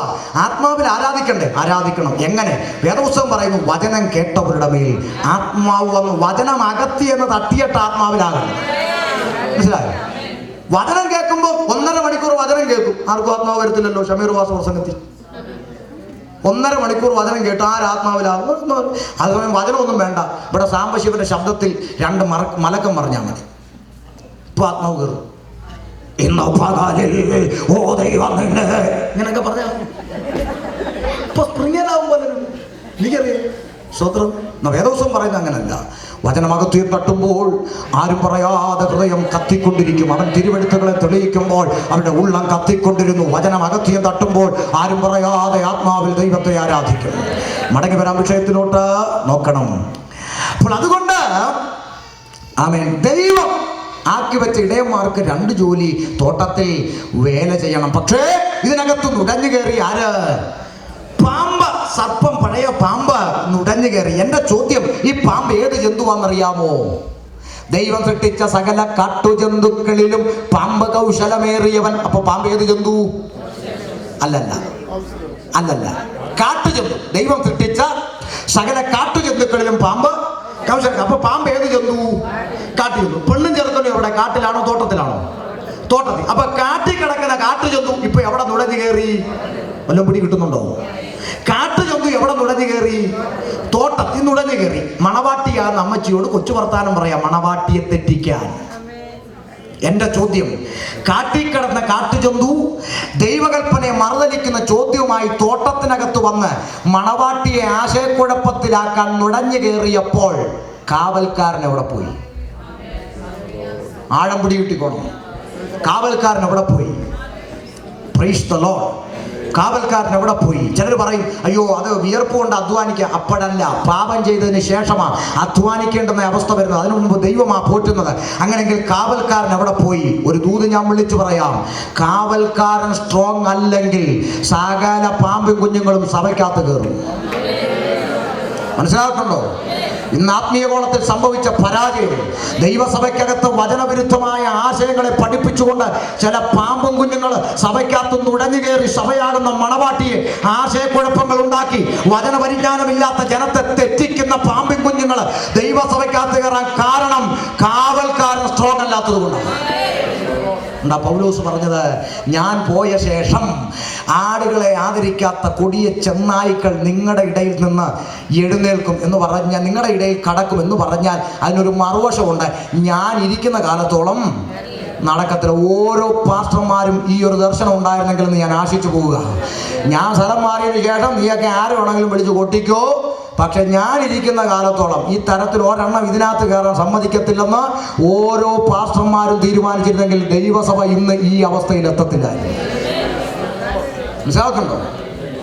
അമ്മേ, ഓരോ അഭിഷിക്തന്മാരും തീരുമാനിക്കണം, ഞാൻ ഇരിക്കുന്ന കാലത്തോളം നടക്കത്തില്ല. അതെങ്ങനാ? ഇവിടെ സഭയിൽ കാര്യം തീരുമാനിക്കുന്ന പാസ്റ്ററാണോ? കുറെ ജഡീകന്മാർ, ഗുണപ്പെടാത്തവന്മാർ കമ്മിറ്റി എന്ന് പറഞ്ഞ് കയറിയിരിപ്പുണ്ടല്ലോ. അമ്മേ, ഞാൻ ആദ്യം പറഞ്ഞ പോയിന്റ് മനസ്സിലിട്ടോണം. നല്ല കമ്മിറ്റിക്കാരിനകത്ത് ഇരിപ്പുണ്ട്. ഇതിൽ ജഡീകന്മാരായ കമ്മിറ്റി എന്ന് ഞാൻ പറഞ്ഞു. അത് ആരാന്ന് അറിയണമെങ്കിൽ അങ്ങോട്ട് ഇറങ്ങുമ്പോൾ നിങ്ങളടുത്ത് വന്ന് പറയുമെന്ന്. കമ്മിറ്റിയെ കുറിച്ച് അയാൾ അങ്ങനെ പറയേണ്ട കാര്യമുണ്ടോ? അപ്പോൾ ഓർത്തോണം, ഇവനാണ് ആ കക്ഷി. അല്ലേ ഞാൻ ആദ്യം ഇട്ട് തന്നത്. നല്ല കമ്മിറ്റിക്കാർ ഇവിടെ ഇരിപ്പുണ്ട്. അവർക്ക് ആർക്കും ഒരു പ്രശ്നം, അവർ സ്തോത്രം പറയും. അങ്ങനെ പറ പാസ്റ്റർ എന്ന് പറഞ്ഞു സ്തോത്രം പറയും. അവന് അതുകൊണ്ട് പലർക്കും തീരുമാനമെടുക്കുന്നത് അവരെ ദൈവദാസന്മാരല്ല. അതുകൊണ്ട് ശ്രദ്ധിക്കണം, കാവൽക്കാരൻ സ്ട്രോങ് ആയിരിക്കണം. നുഴഞ്ഞു കയറിയ പാമ്പ് ആശയക്കുഴപ്പമുണ്ടാക്കി. ഞാൻ അവിടെ എങ്ങും നിൽക്കുന്നില്ല, ഓടി വരാം. ആമേൻ. ചതിച്ചു, ഉപായത്താൽ പാപം ചെയ്തു. പാപം എന്താ പാപം? ചിലർ ചോദിച്ചു, പണ്ടങ്ങാണ്ട് ഒരു ആൻറ്റി ഒരു ആപ്പിൾ തിന്നേനാ അത്രയും വലിയ പാപമെന്നും പറഞ്ഞു. ഒരിക്കൽ മലബാറിൽ വെച്ച ഒരാൾ പോവുകയാണ്. എന്തായാലും നിങ്ങളുടെ ദൈവം ഭയങ്കര സംഭവം തന്നെ. എന്താ പണ്ടങ്ങാണ്ട് ഒരു ആൻറ്റി ഒരു ആപ്പിൾ തിന്നേന് ഇത്രയും വലിയ വിഷയം ഉണ്ടാക്കേണ്ട കാര്യം. പറച്ചിൽ കേട്ടാത്തൊന്നും അവൾ ലൈലൻഡ് ലോറി വിളിച്ചുകൊണ്ട് വന്ന് ആപ്പിളെല്ലാം കൂടെ മാർക്കറ്റിൽ കൊണ്ടുപോയി വിറ്റത്. ഒരാപ്പിൾ ഒന്ന് അച്ചാരിച്ചിരി കൊടുത്ത അതിനിപ്പോൾ ഇത്ര വലിയ കാര്യം എന്താണ്? ഞാനൊരു കഥ പറഞ്ഞു. പ്രിയമുള്ളവരെ, ഞാൻ പറഞ്ഞു, രണ്ട് കുടുംബക്കാർ തമ്മിൽ അതിരുതർക്കം ഉണ്ടായി. വസ്തുതർക്കമേ, വസ്തുതർക്കം അറിയത്തില്ലേ? ബന്ധുക്കോസുകാർക്ക് അറിയാതെ ആർക്കാ വസ്തുതർക്കം അറിയാതെ? വസ്തുതർക്കം ഉണ്ടായി. രണ്ട് കുടുംബക്കാർ തമ്മിൽ അടിയുണ്ടായി. നാട്ടുകാർ പോലീസിനെ വിളിച്ചു. പോലീസ് വന്ന് കൂടെ റവന്യൂ വകുപ്പ്, അവരാണല്ലോ വസ്തു വകുപ്പ്. ഇവർ വന്നു. ഇവർ തമ്മിൽ ഒത്തുതീർപ്പ് നടക്കത്തില്ല. ഇവിടെ എന്നാ കോടതി കേസ്, ആ കേസെടു, കോടതി കേസ്, ആ കേസെടു. എന്നാ ഇവിടെ കോടതി വിധി വരുന്നവരെ തമ്മിലടിക്കരുത്. ഓക്കെ, എന്നാ മത്തായുടെ കടന്ന് 2 രൂപയുടെ വള്ളിക്കയറിഞ്ഞ് മേടിച്ചോളൂ. 2 രൂപയുടെ വള്ളിക്കയർ അതിന് മേടിച്ചോണ്ട് വന്നു. അങ്ങോട്ട് കുറ്റി അടിച്ച് വലിച്ചു തിരിച്ച് അങ്ങോട്ട് കെട്ടി. എന്നിട്ട് പറഞ്ഞു, കോടതി വിധി വരുന്നവരെ ഇവിടെ തമ്മിലടിക്കരുത്. കേട്ടോ. ആ പോലീസ് പോയി, റവന്യൂ പോയി. 5 മിനിറ്റ് കഴിഞ്ഞപ്പോൾ അതിൽ വീട്ടിൽ ഒരു ചെറുക്കനുണ്ട്. അവൻ തല തെറിച്ചവന്. അവനൊരു പിച്ചാത്തി എടുത്തോണ്ട് ഇങ്ങോട്ട് ഇറങ്ങി വന്ന് അവന്മാരുടെ ഒരു കയർ എല്ലാം കെട്ടി വെച്ചിട്ട് പോയേക്കുന്നു, മുറിച്ചു. ഇതറിഞ്ഞ പോലീസ് വണ്ടി തിരിച്ചു വന്നു. അയാൾ ആ കയർ മുറിച്ച് ലവനാ സാധനങ്ങൾ ഇങ്ങോട്ട് പാടാൻ പറഞ്ഞ് പിടിച്ച് ചെവിക്കലിനൊരു അടിയും കൊടുത്ത് കേരള ജീപ്പിലും പറഞ്ഞ് എടുത്തിട്ടു. ഇത് കണ്ടുകൊണ്ട് മുറുക്കിക്കൊണ്ടിരുന്ന ഒരു അമ്മച്ചി പറയാം, അയ്യോ എന്താ ഇടിയാ കൊച്ചിനിട്ടിരിക്കുന്നത്? 2 രൂപയുടെ കയർ മുറിച്ചാൽ ഇങ്ങനെ ഇട്ടിരിക്കുന്നു. ഏതാണ്ട് മഹാഭാവം ചെയ്ത പോലെ ആണല്ലോ കൊച്ചിനെ ഇട്ടിരിക്കുന്നു. എന്നാ 2 രൂപയുടെ ഒരു കയർ മുറിച്ചോ, വലിയ കുഴപ്പമാണ്.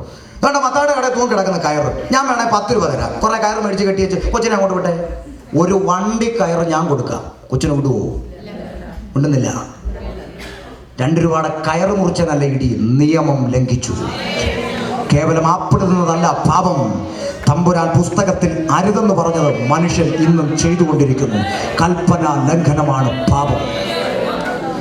ദൈവകൽപ്പനയെ ലംഘിച്ചു, നിയമം ലംഘിച്ചു, മനുഷ്യൻ പാപത്തിലകപ്പെട്ടു. ഞാൻ അവിടെ നിൽക്കുന്നില്ല. പാപത്തിൽ വീണുപോയ മാനവജാതി രക്ഷിപ്പാൻ ദൈവം വെച്ച രക്ഷാ പദ്ധതികളുടെ തുടർച്ച. 1, നോഹയുടെ പെട്ടകം. ഞാനത് വിവരിക്കുന്നില്ല സമയപരിമിതിയിൽ. 2, പെട്ടകത്തിൽ 8 പേര് രക്ഷ പ്രാപിച്ച് പുറത്തിറങ്ങി ഭൂമിയിൽ പെറ്റുവരികയും അവരും സൃഷ്ടാവിനെ മറന്ന് സൃഷ്ടിയെ ദൈവമെന്ന് വിളിച്ചു. അപ്പോൾ തമ്പുരാൻ അടുത്ത രക്ഷാപദ്ധതി രംഗത്ത് വെച്ച് എന്തെന്നറിയാമോ? ദൈവം തൻ്റെ ജനത്തിന് പ്രമാണം കൊടുത്തു. Price the Lord. എന്താ പ്രമാണം? ഇവിടെ ഇരിക്കുന്ന ഇലക്ട്രിക് ഉപകരണങ്ങൾ ഏത് വാങ്ങിയാലും അതിൻ്റെ കൂടെ ഒരു ചെറിയ ബുക്കിലെറ്റ് കിട്ടും, യൂസേഴ്സ് മാനുവൽ, കാറ്റലോഗ് എല്ലാം വെച്ചാൽ.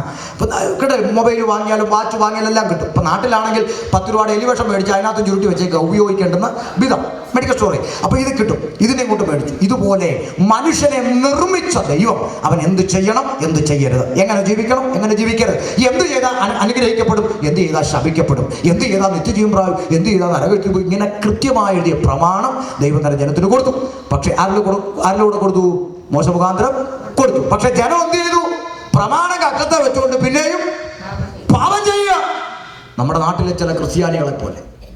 Price the Lord. മനസ്സിലായില്ല?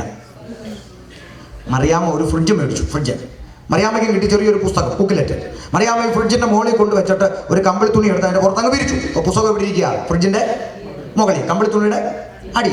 2 ദിവസം കഴിഞ്ഞപ്പോൾ ഫ്രീസറിനകത്ത് ഐസ് കട്ട പിടിച്ചങ്ങ് നിറഞ്ഞു. ഇത് കണ്ട് മറിയാമ്മ മുനയുള്ളൊരു കമ്പിപ്പാര എടുത്തുകൊണ്ട് കുത്തി ഇളക്കാൻ ഇറങ്ങി. കൊച്ചുമോൻ അവിടെ കൊണ്ട് വിളിച്ചു പറഞ്ഞു, അമ്മേ അതുകൊണ്ട് കുത്തല്ലേ. എന്നാടാ കുത്തിയ? ഫ്രീസറിനകത്ത് ഗ്യാസ് നിറച്ച ചെറിയ കുഴലുണ്ടെന്ന്, അതിനകത്ത് ഇതുകൊണ്ട് കുത്തിയ ഹോള് വീഴും, ഗ്യാസ് ലീക്കാവും, പിന്നെ ഫ്രിഡ്ജ് വർക്ക് ചെയ്യത്തില്ലെന്ന് കമ്പനിക്കാരുടെ പുസ്തകത്തെ എഴുതി വെച്ചേക്കുക. പിന്നെ മറിയാൻ പറയാം, പുസ്തകത്തിൽ അങ്ങനെ എന്തെല്ലാം എഴുതും. ഞാൻ ഇത് ഇന്നും ഇന്നലെ തുടങ്ങിയ കുത്തല്ല, ഞങ്ങളുടെ വല്യപ്പച്ചന്മാരുടെ കാലം തൊട്ട് ഈ കുത്തു തുടങ്ങിയതാ. ഇങ്ങനെ കുത്തു. ചിലർക്ക് മനസ്സിലായില്ല. ഇതുപോലെ നാട്ടിൽ ചില ക്രിസ്ത്യാനി അവരുടെ വീട്ടിലും പ്രമാണം ഇരിപ്പുണ്ട്. ഫ്രിഡ്ജിന്റെ മുകളിലല്ല, ഷോക്കേഴ്സ്. കറണ്ട് ചാർജിന്റെ കോപ്പി, കരമടച്ചതിന്റെ രസീത്, തുണ്ട് പേപ്പറും, നോട്ടീസും, തൊഴിലുറപ്പിന്റെ ചീട്ടും, ചെമ്പരത്തിപ്പൂവും എല്ലാം പറിച്ചിട്ട് ചന്ദനത്തിനെയും കത്തിച്ച് പുകച്ച് പുസ്തകം ഷോക്കേഴ്സ് വെച്ചേച്ച് റോഡിൽ കൂടെ ഓലമടലും പിടിച്ചോണ്ട് നടക്കും. അപ്പോഴാണ് നമ്മൾ അങ്ങോട്ട് എന്ന് പറയുന്നത്, അയ്യോ അമ്മമ്മേ ഇതൊന്നും വേദപുസ്തകത്തിലില്ലേ, ഇങ്ങനൊന്നും ചെയ്തുകൂടാന്ന് പറയും. പുസ്തകത്തിൽ അങ്ങനെ എന്തെല്ലാം പറയും. ഞങ്ങളിത് ഇന്നും ഇന്നലെയും തുടങ്ങിയല്ലേ, ഞങ്ങളുടെ വലിയ പുച്ചൻ്റെ കാലം തൊട്ടുള്ള കുത്തായി കുത്ത്. അമ്മേ കർത്താവ് വന്നാലും കുത്തിയിരിക്കത്തേ ഉള്ളൂ. ഇവിടെ മനസ്സിലാകുന്നുണ്ടോ? പ്രമാണത്തിലില്ല. Praise the Lord. യിരെമ്യാ പ്രവാചകന്റെ പുസ്തകത്തിൽ വ്യക്തമായി ദൈവത്തിന്റെ അരുളപ്പാട് 10:2 വെളിപ്പെടുത്തി, എൻ്റെ ജനമേ നിങ്ങൾ ജാതികളുടെ വഴി പഠിക്കല്ലേ, അവരുടെ ആചാരം നിങ്ങൾ അനുകരിക്കല്ലേ എന്നൊക്കെ പറഞ്ഞു. ഇന്ന് നാട്ടിൽ ക്രൈസ്തവൻ ചെയ്തുകൊണ്ടിരിക്കുന്ന സകലതും ജാതിയുടെ കോപ്പിയടിയാണ്. പേര് മാത്രം ഒന്ന് മാറ്റി. പൂജാരിക്ക് പുരോഹിതൻ, ശ്രീകോവിലിന് സക്രാരി, പൂണൂലിന് വെന്തിങ്ക, രുദ്രാക്ഷത്തിന് കൊന്ത, മുറജപത്തിന് ജപമാല, പെരവോസ്താലിക്ക് വീട് വെഞ്ചരും, മന്ത്രവടിക്ക് അംശവടി, ശബരിമലയ്ക്ക് പരിമല, അയ്യപ്പോ മുത്തപ്പോ, മാരിയമ്മ യൊറ്റാനിക്കര അമ്മ, മേരിയമ്മ വല്ലാറ് വാടത്തം, ദേവന്മാര് പുണ്യാളന്മാര്, വിഗ്രഹ എഴുന്നള്ളിപ്പ്, റാസ, പറ എഴുന്നള്ളിച്ച്, അമ്പെഴുന്നള്ളിക്ക്, കുഞ്ഞയ്യപ്പൻ, ഉണ്ണീഷു, മുത്തുക്കുട, ചെണ്ടമേള, കുടമാറ്റം, കറുപ്പ്, കാവി, നാടകം, ബാല്, പോരാത്തന് ഇപ്പൊ റിമി ടോമിയുടെ ഗാനമേള തികഞ്ഞല്ലോ. ശരിക്കണ്ട, ജനറൽ കൺവെൻഷനും വരും റിമി ടോമി. ആ നിലയിലാണ് ഇപ്പോഴത്തെ പോക്ക് നമ്മുടെ. സ്വത്രം പോയി.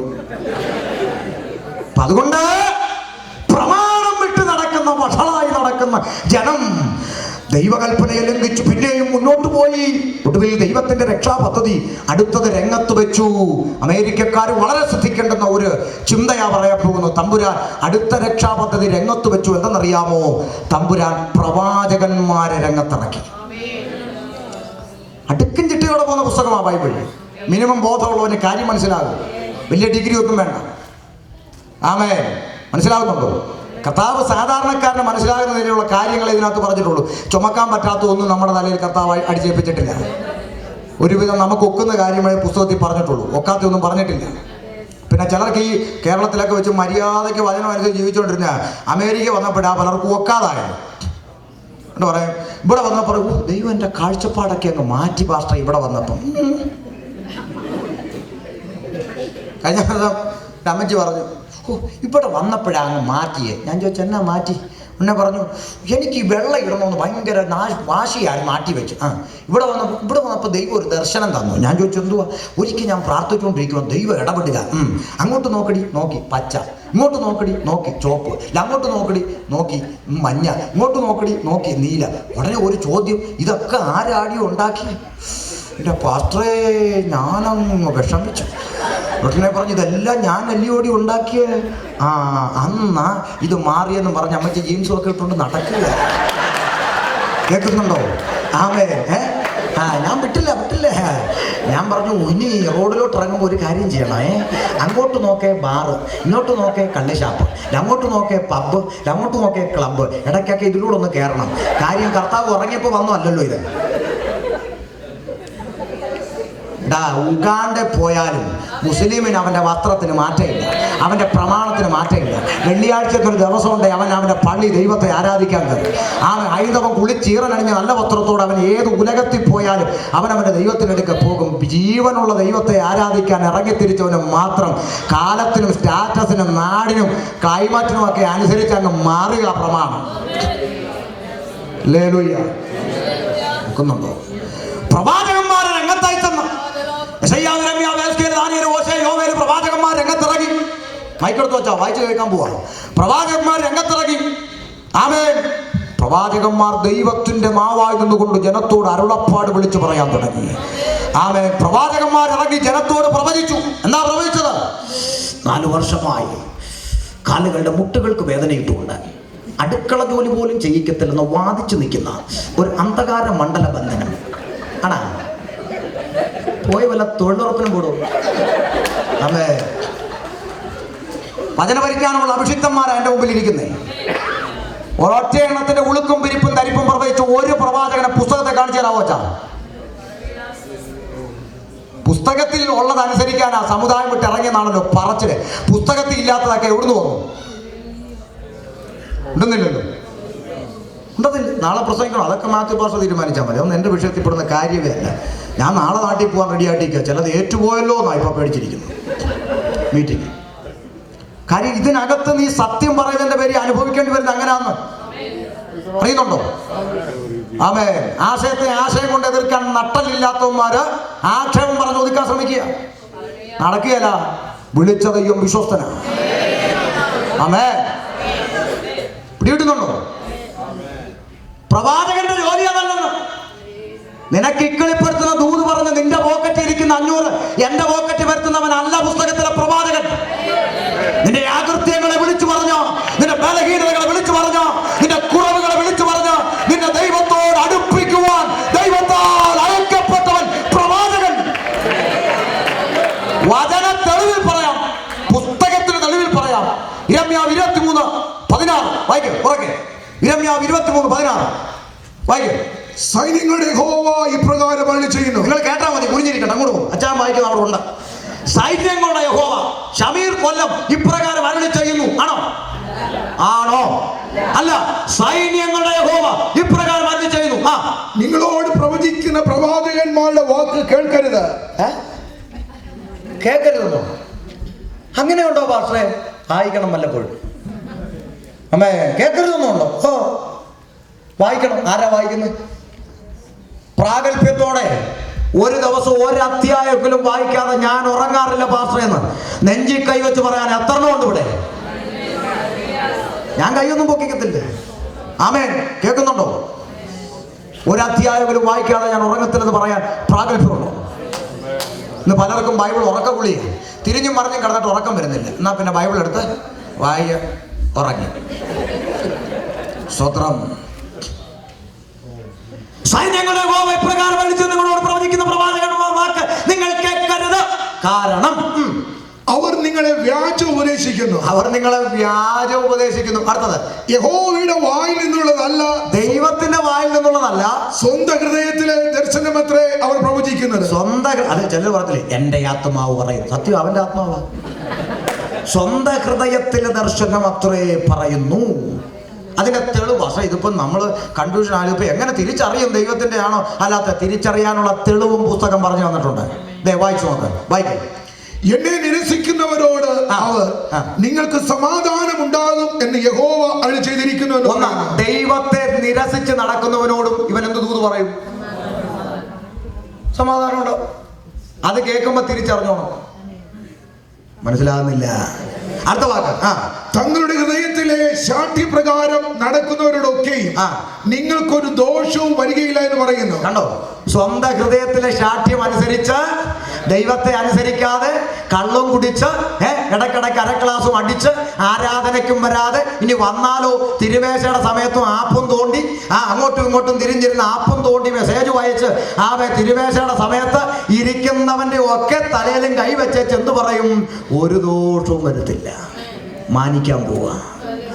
ഓ, ഇതുവരെ പ്രാപിച്ചതൊന്നും അല്ല അച്ഛാ, ഒരു പുതിയ പ്രോജക്റ്റിന് ഒപ്പിടാൻ പേനയെടുത്തോ, ഒരു പേപ്പർ എന്നെ കാണിക്കുന്നുണ്ട്. എൻ്റെ പ്രിയ സഹോദര, പ്രിയ അമ്മാമ്മേ, ഒരു പക്ഷേ ഈ ദൂത് കേൾക്കുമ്പോൾ നിന്റെ പാസ്റ്റർക്ക് അറിയത്തില്ല ശരിയാണോന്ന്, അടുത്തിരിക്കുന്നവൻ അറിയത്തില്ല ശരിയാണോന്ന്. പക്ഷെ കുറഞ്ഞ പക്ഷം കേൾക്കുന്ന നിനക്കറിയാലോ നീ കഴിഞ്ഞ ആഴ്ച എന്തു സൂത്രം കാണിച്ചിട്ടായിരിക്കുന്നതെന്ന്. ആ നിന്റെ തലേ കൈവച്ചിട്ട് അച്ഛാ ഒരു പുതിയത് വരാൻ പോകുന്നു പറയുമ്പോൾ കുറഞ്ഞ പക്ഷം നിനക്കെങ്കിലും അറിയത്തില്ലേ അവൻ കള്ളനാന്ന്. കഴിഞ്ഞ ആഴ്ച ഞാൻ പണി ഒപ്പിച്ചിട്ടിരിക്കുന്ന എൻ്റെ അടുത്താണ് ഇവൻ ഇതടിക്കുന്നെങ്കിൽ ഇവൻ ആരാ മോനെന്ന് കുറഞ്ഞ പക്ഷം നിനക്കെങ്കിലും അറിയത്തില്ലേ? പിന്നെ എന്തിന് രാവും പകലും ഭാര്യ ഭർത്താവിനെ കാണാതെ, ഭർത്താവ് ഭാര്യയെ കാണാതെ, ഒരുമിച്ചുള്ളൊരു നല്ല ദിവസം കിട്ടാതെ രാവും പകലും അധ്വാനിച്ചു ഓടി കഷ്ടപ്പെട്ട് ഉറക്ക വളഞ്ഞുണ്ടാക്കുന്ന നന്മ പിന്നെ എന്തിന് ഈ കള്ളന്മാരുടെ പള്ളക്കിട്ട് കൊടുക്കണം? ആമേൻ. കേൾക്കുന്നുണ്ടോ?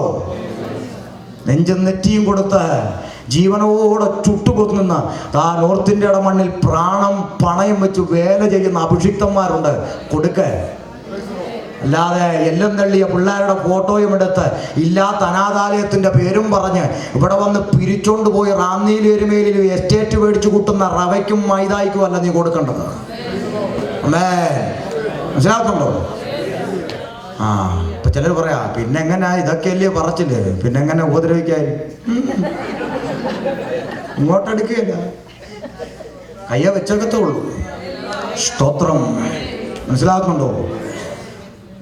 യഹോവയെ നിരസിക്കുന്നവരോടും സ്വന്തം ഹൃദയത്തിലെ ശാഠ്യപ്രകാരം നടക്കുന്നവരോടും ഈ പ്രവാചകന്മാർ പറയും ഒരു ദോഷവും വരത്തില്ല. അപ്പൊ അടുത്ത് അയ്യോ ഇനിയിപ്പോ ദൈവം അയച്ചതാന്ന് എങ്ങനെ അറിയും?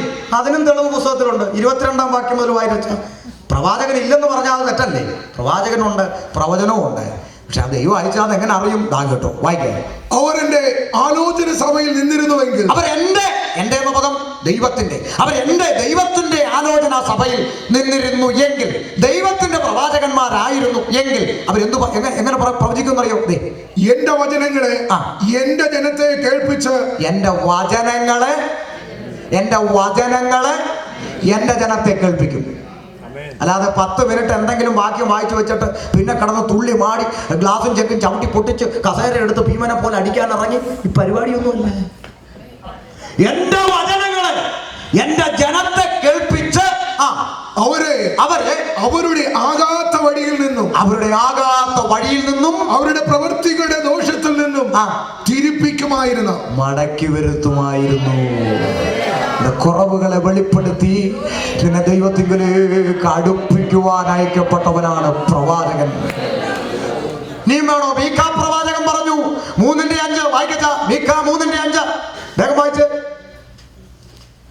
Price the Lord. മീഖാ 3:5. എന്റെ ജനത്തെ തെറ്റിച്ചു കളയുകയും, പല്ലിന് കടിപ്പാൻ, ശ്രദ്ധിക്കണേ, പല്ലിന് കടിപ്പാൻ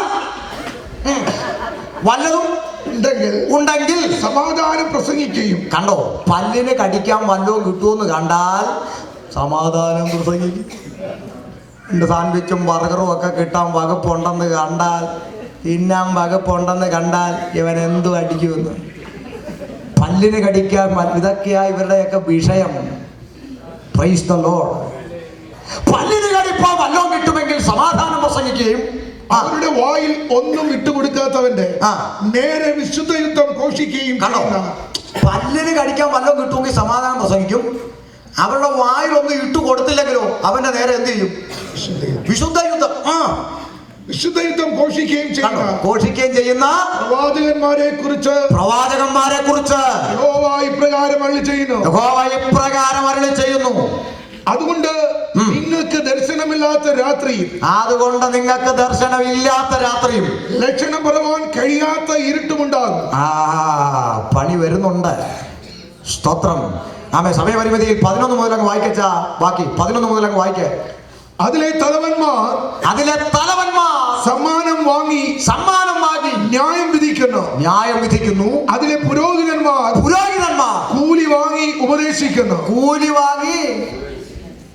ഉപദേശിക്കുന്നു. പുരോഹിതന്മാര് പലരും ഇതിന് കയ്യാ. അതാ നമ്മള് നോക്ക്, ഷമീർ ഭാഷ ഇന്ന് ഊഷ്ടണി പ്രസംഗിച്ച് പോവുക, അടുത്ത ആഴ്ച ഇവനെയൊക്കെ ഇറക്കും വേറെ ഉപദേശിമാരുടെ. ഇഷ്ടം പോലെ കിടക്കില്ലേ. ആമേൻ. കൂലി വാങ്ങി വായിച്ചേ. അതിലെ പ്രവാചകന്മാർ പണം വാങ്ങി ലക്ഷണം പറയുന്നു. പണം വാങ്ങി ലക്ഷണം പറയുന്നു. ദൂത് പറഞ്ഞിട്ട് ചെക്ക് മേടിക്കാതെ പോവൂ. പണം വാങ്ങി ലക്ഷണം പറയുന്നു. കേൾക്കുന്നുണ്ടോ? പുസ്തകം പറയുന്നത് എന്താ? വചനം പഠിപ്പിക്കുന്നവന് സകല നന്മയിൽ ഓഹരി കൊടുക്കണം. സുവിശേഷം അറിയിക്കുന്നവൻ സുവിശേഷ നിമിത്തം ഉപജീവനം കഴിക്കണം. കൃപാവര ശുശ്രൂഷ സൗജന്യമായി ലഭിച്ചത് സൗജന്യമായി കൊടുക്കണം. പകരം പ്രവാചകന്മാർ പണം വാങ്ങി ലക്ഷണം പറയുന്നു. ഇതൊന്നും നമ്മളാരും കണ്ടിട്ടില്ല. ഇങ്ങനെയൊക്കെയുള്ള വാക്യം പുസ്തകത്തിൽ ഉണ്ടെന്ന്. Price the Lord. അയ്യോ, അത് പഴയ നിയമം. പുതിയ നിയമത്തിലും അങ്ങനെ തന്നെയാ. കൊരിന്ത്യർ സഭയോടുള്ള ബന്ധത്തിൽ നിങ്ങൾ എല്ലാവരും പ്രവചിക്കുന്നുവെങ്കിലോ ആത്മപരമില്ലാത്തവനെ അവിശ്വാസി അകത്തു വന്നാൽ അവന് പാപബോധമുണ്ടായി അവന് മാനസാന്തരം സംഭവിപ്പാൻ പ്രവചനം ഇടയാക്കുമല്ലോ. അവിടെയും പ്രവചനം മാനസാന്തരത്തിന് കാരണമായി തീരണം, മടങ്ങി വരവിന് കാരണമായി തീരണം. ഞാൻ വിഷയം വിടുക, 10 മിനിറ്റല്ലേ ഉള്ളൂ, ശ്രദ്ധിക്കണമേ. നോക്ക്, പ്രവാചകന്മാരെ അയച്ചു മടങ്ങി വരാത്ത ജനത്തിന്റെ മുമ്പിൽ സ്വർഗം തന്റെ മാസ്റ്റർ പ്ലാൻ വെളിപ്പെടുത്തി. യേശുക്രിസ്തു ജനിക്കുന്നതിന് 700-750 വർഷങ്ങൾക്കപ്പുറം യെശയ്യാ പ്രവാചകൻ വിളിച്ചു പറഞ്ഞു, മത്സരഗൃഹമേ, മടങ്ങി വരാത്ത ഇസ്രായേലേ, കർത്താവ് തന്നെ നിനക്ക് അടയാളം തരും. കന്യക ഗർഭിണിയായ ഒരു മകനെ പ്രസവിക്കും. നൂറുകണക്കിന് പ്രവചനങ്ങളെ നിവർത്തീകരിച്ചുകൊണ്ട് ഞാൻ പ്രസംഗിക്കുന്ന യേശു ക്രിസ്തു ബത്ലഹേം എഫ്രാത്തയിൽ ജനിച്ചു. 30 വയസ്സ് വരെ അമ്മയപ്പന്മാർക്ക് കീഴടങ്ങി ജീവിച്ച കർത്താവ് 33 തിരുവയസ്സിൽ മാനവജാതിയുടെ പാപം സ്വന്തം ചുമലിൽ വഹിച്ച് കാൽവരിയുടെ കൊലക്കളത്തിലേക്ക് നടന്നു കയറി. മാനവജാതിയുടെ പാപത്തിന് പരിഹാരം വരുത്തുവാൻ ആയിരങ്ങളിൽ 10,000-ങ്ങളിൽ സുന്ദരനും വെണ്മയും ചുവപ്പുമുള്ള എന്റെ പ്രിയൻ കണ്ടാൽ തിരിച്ചറിയാത്തൊരു മാംസപിണ്ഡമായി കാൽവരിയുടെ കൊലക്കളത്തിൽ തൂക്കപ്പെട്ടു. രാത്രി നിന്റെ ഹൃദയ കണ്ണു തുറന്ന ഡോളറിലേക്കല്ല, ആ കാൽവരിയുടെ മുകളിലേക്കൊന്ന് നോക്ക. ഇനി പുറപ്പെടാൻ അവനിൽ രക്തമില്ല. ചങ്ക് കുത്തി തുറന്നപ്പോൾ രക്തമില്ലാതെ വെള്ളം പുറപ്പെട്ടവനായി ആ സുന്ദരനായ രൂപത്തെ അവൻ കണ്ടാൽ തിരിച്ചറിയാത്തവണ്ണം, അയ്യോ ആളല്ല എന്ന് തോന്നുമാർ വിരൂപമായൊരു മാംസപിണ്ഡമായി കാൽവരി കുലക്കളത്തിൽ തൂങ്ങിക്കിടക്കുന്ന പ്രാണനാഥനെ നോക്കി ഇന്ന് രാത്രി ചങ്കത്ത് കൈവച്ചുകൊണ്ട് നിലവിളിച്ചു പറ, അയ്യോ എനിക്ക് വേണ്ടിയല്ലേ. Praise the Lord. ആമേൻ. ഷമീറിന് വേണ്ടി, എന്റെ പാപത്തിന് വേണ്ടി അവയെ ദൈവരൂപത്തിൽ ഇരുന്നവൻ വേഷത്തിൽ മനുഷ്യനായി ലോകത്തിലേക്ക് ഇറങ്ങി വന്ന എന്റെ പാപം ചുമലിൽ വഹിച്ചുകൊണ്ട് കാൽവരിയുടെ കൊലക്കളത്തിൽ യാഗമായി അരിമത്യക്കാരനായ യോസേഫിന്റെ കല്ലറയ്ക്കൽ എന്റെ കർത്താവിന്റെ ഭൗതിക ശരീരത്തെ അടക്കി. ഇന്ന് രാത്രി വെല്ലുവിളിച്ച് പറയാം, 3 ആണി കൊണ്ട് എന്റെ യേശു അവസാനിച്ചിരുന്നെങ്കിൽ 3 ആണി കൊണ്ട് അവസാനിച്ചൊരു പ്രവാചകനെ പ്രസംഗിക്കാൻ ഷമീർ വരത്തില്ല. 3 ആണി കൊണ്ട് അവസാനിച്ചൊരു പ്രവാചകന് വേണ്ടി പാടാൻ ഇവിടെ ഒരു കൊയർ ടീമും വരത്തില്ല. എന്തുകൊണ്ട് ഞങ്ങൾ പാടുന്നു? എന്തുകൊണ്ട് ഞങ്ങൾ പ്രസംഗിക്കുന്നു? ഞങ്ങൾ പാടുന്നതും പ്രസംഗിക്കുന്നതും കുമ്പനാട്ടും എടത്തുവായും അടഞ്ഞു കിടക്കുന്ന ഒരു കല്ലറയുടെ മുമ്പിലല്ല. ഇതാ പാലസ്തീന്റെ പച്ചമണ്ണിൽ ഒരു കബറിടം ഇന്നും തുറന്നു കിടക്കുന്നു. സകല കല്ലറകളിലും അടഞ്ഞു കിടക്കുമ്പോൾ പാലസ്തീന്റെ പച്ചമണ്ണിൽ ഒരു കബറിടം തുറക്കപ്പെട്ടിരിക്കുന്നു. സകല കല്ലറയിലും അവർ ഇവിടെ വിശ്രമം കൊള്ളുന്നു എന്ന് എഴുതിയിരിക്കുമ്പോൾ അവിടെ എഴുതിയിരിക്കുന്നു, അവനിവിടെ ഇല്ല, അവനിവിടെ ഇല്ല, അവനിവിടെ ഇല്ല, അവൻ ഉയർത്തരുത്. ആമേൻ. ഞാൻ പ്രസംഗിക്കുന്ന യേശു പാതാളത്തെ ജയിച്ച്, മരണത്തെ ജയിച്ച്, ലോകത്തെ ജയിച്ച്, പിശാചിനെ ജയിച്ച് അവൻ ഉയർത്തെഴുന്നേറ്റു. Price the Lord. ഉയർത്തെഴുന്നേറ്റ കർത്താവ് 40ഓളം പ്രാവശ്യം ശിഷ്യന്മാർക്ക് പ്രത്യക്ഷനായിക്കൊണ്ട് പിതാവിന്റെ അടുക്കൽ പോകുന്നതിന് മുൻപ് തന്നെ അനുഗമിച്ച ശിഷ്യന്മാർക്കൊരു അന്ത്യകൽപ്പന കൊടുത്തു. അപേക്ഷയല്ല, യാചനയല്ല, ഓർഡർ. ആ ഭാഗം വായിച്ചു നമ്മൾ തുടരുമെന്നിടാൻ പോവുകയാണ്. വായിക്കാം. മത്തായി 28:18 വായിച്ചാട്ടെ. മത്തായി 28:18 വേഗം വായിച്ചേ. ഞാൻ വായിക്കാം. യേശു അടുത്തു ചെന്നു, സ്വർഗത്തിലും ഭൂമിയിലും സകല അധികാരവും എനിക്ക് നൽകപ്പെട്ടു. ആകയാൽ അതുകൊണ്ട് നിങ്ങൾ പുറപ്പെട്ട് പിതാവിന്റെയും പുത്രന്റെയും പരിശുദ്ധാത്മാവിന്റെയും നാമത്തിൽ സ്നാനം കഴിപ്പിച്ചും. ഇന്ന് രാത്രി ശ്രദ്ധിച്ചേ, പെന്തിക്കോസുകാരുടെ കൽപ്പനയല്ല സ്നാനം. ആമേൻ. പെന്തിക്കോസുകാരുടെ കൽപ്പനയല്ല സ്നാനം. നിനക്ക് വേണ്ടി പ്രാണനെ തന്നവന്റെ ഓർഡർ, നിനക്ക് വേണ്ടി യാഗമായി തീർന്നവന്റെ കൽപ്പന, സ്നാനം കഴിപ്പിക്കണം. Price the Lord. ഞാനത് പറയുമ്പോൾ ഒരിക്കലൊരു സ്ഥലത്ത് സ്നാനത്തെ കുറിച്ച് പ്രസംഗിച്ചിറങ്ങി ഒരു ക്രിസ്ത്യാനി അച്ചായം വന്നിട്ട് എന്നോട് പറയുക, പാസ്റ്ററെ പ്രസംഗമൊക്കെ കൊള്ളാം, 4 മുസ്ലിം ഇന്ന് വന്നല്ലോ. ഞാൻ പറഞ്ഞു വന്നല്ലോ, സ്തോത്രം. ഏട്ടനെ പുള്ളി പറയുക, എന്നാലും ഒരു കാര്യം എന്താ, ഈ സ്നാനത്തെ കുറിച്ച് ഇത്ര അങ്ങോട്ട് കട്ടിക്ക് പറയാനേ, യേശു ആരെ സ്നാനപ്പെടുത്തിയിട്ടില്ല, പിന്നെ നിങ്ങൾ ഈ സ്നാനം എന്ന് പറഞ്ഞ് ഇളക്കുന്നില്ല. ഞാൻ പറഞ്ഞു യേശു ആരെ സ്നാനപ്പെടുത്തിയിട്ടില്ല, ഇല്ല. അങ്ങനെ ബൈബിളിലുണ്ടോ? പിന്നെ യോഹന്നാൻ 4:2 കിടക്കുമല്ലോ. യോഹന്നാൻ 4:2 കിടക്കുവാന്ന്. അപ്പൊ ഞാൻ ചോദിച്ചു, അതല്ലേ മൊത്തം വായിക്കട്ടെ. മൊത്തം വായിച്ചിട്ടുണ്ട്, അതവിടെ ഉണ്ട്. എന്നാ പിന്നെ ഒന്ന് വായിച്ചു കൊടുത്തേച്ചാ. യോഹന്നാൻ 4:2. യേശു യോഹന്നാനെ അല്ലല്ല, 2 വായിച്ചാൽ മതിയല്ലോ. ശിഷ്യന്മാരല്ലാതെ യേശു തന്നെ സ്നാനം കഴിപ്പിച്ചില്ലതാണ്. ശിഷ്യന്മാരല്ലാതെ യേശു തന്നെ സ്നാനം കഴിപ്പിച്ചില്ലതാനും. നിങ്ങളുടെ ആരെങ്കിലും ബൈബിളിൽ കഴിപ്പിച്ചെന്നുണ്ടോ? എല്ലാ ബൈബിളിലും കഴിപ്പിച്ചില്ലതാനും. കണ്ട കണ്ട കണ്ട പച്ചാൻ പറഞ്ഞത് ശരിയല്ലേ? അതാ പറഞ്ഞ മൊത്തം വായിക്കണമെന്ന് കേട്ടാ. ശരിയാണ് ലോ അച്ഛാ, അങ്ങനെ പോയാലോ, ഇങ്ങോട്ട് വാങ്ങാം ചേട്ടാ. എന്തായാലും 4:2 കൊണ്ട് വന്നേല്ലയോ. ഞാൻ പറയുന്നതും കൂടെ കേട്ടൊന്ന് പോ. എന്തുവാ ഈ 3 കഴിഞ്ഞാണോ 4, അതോ 4 കഴിഞ്ഞാണോ 3? അപ്പൊ ആർക്കാരനോടാത്ത 3 കഴിഞ്ഞില്ലയോ 4 ആണോ? എന്നാൽ നമുക്കൊരു കാര്യം ചെയ്യാം. 3:22 തുടങ്ങി വെച്ച് 4 വരാം. അവിടെ അല്ലയോ തുടക്കം കിടക്കുന്നത്. ഒന്ന് വായിച്ചോ, ഉറക്കം നിർത്തി. അതിന്റെ ശേഷം യേശു ശിഷ്യന്മാരുമായി ഉറക്കം പറ. യേശു ആര്? ഉറപ്പാണേ. ഇനി ഞാൻ പോയി കഴിഞ്ഞിട്ട് അത് യേശു അല്ല, യേശുവിന്റെ വല്യമ്മച്ചിയുടെ മോനായിരുന്നു ആരും വ്യാഖ്യാനിക്കരുത്.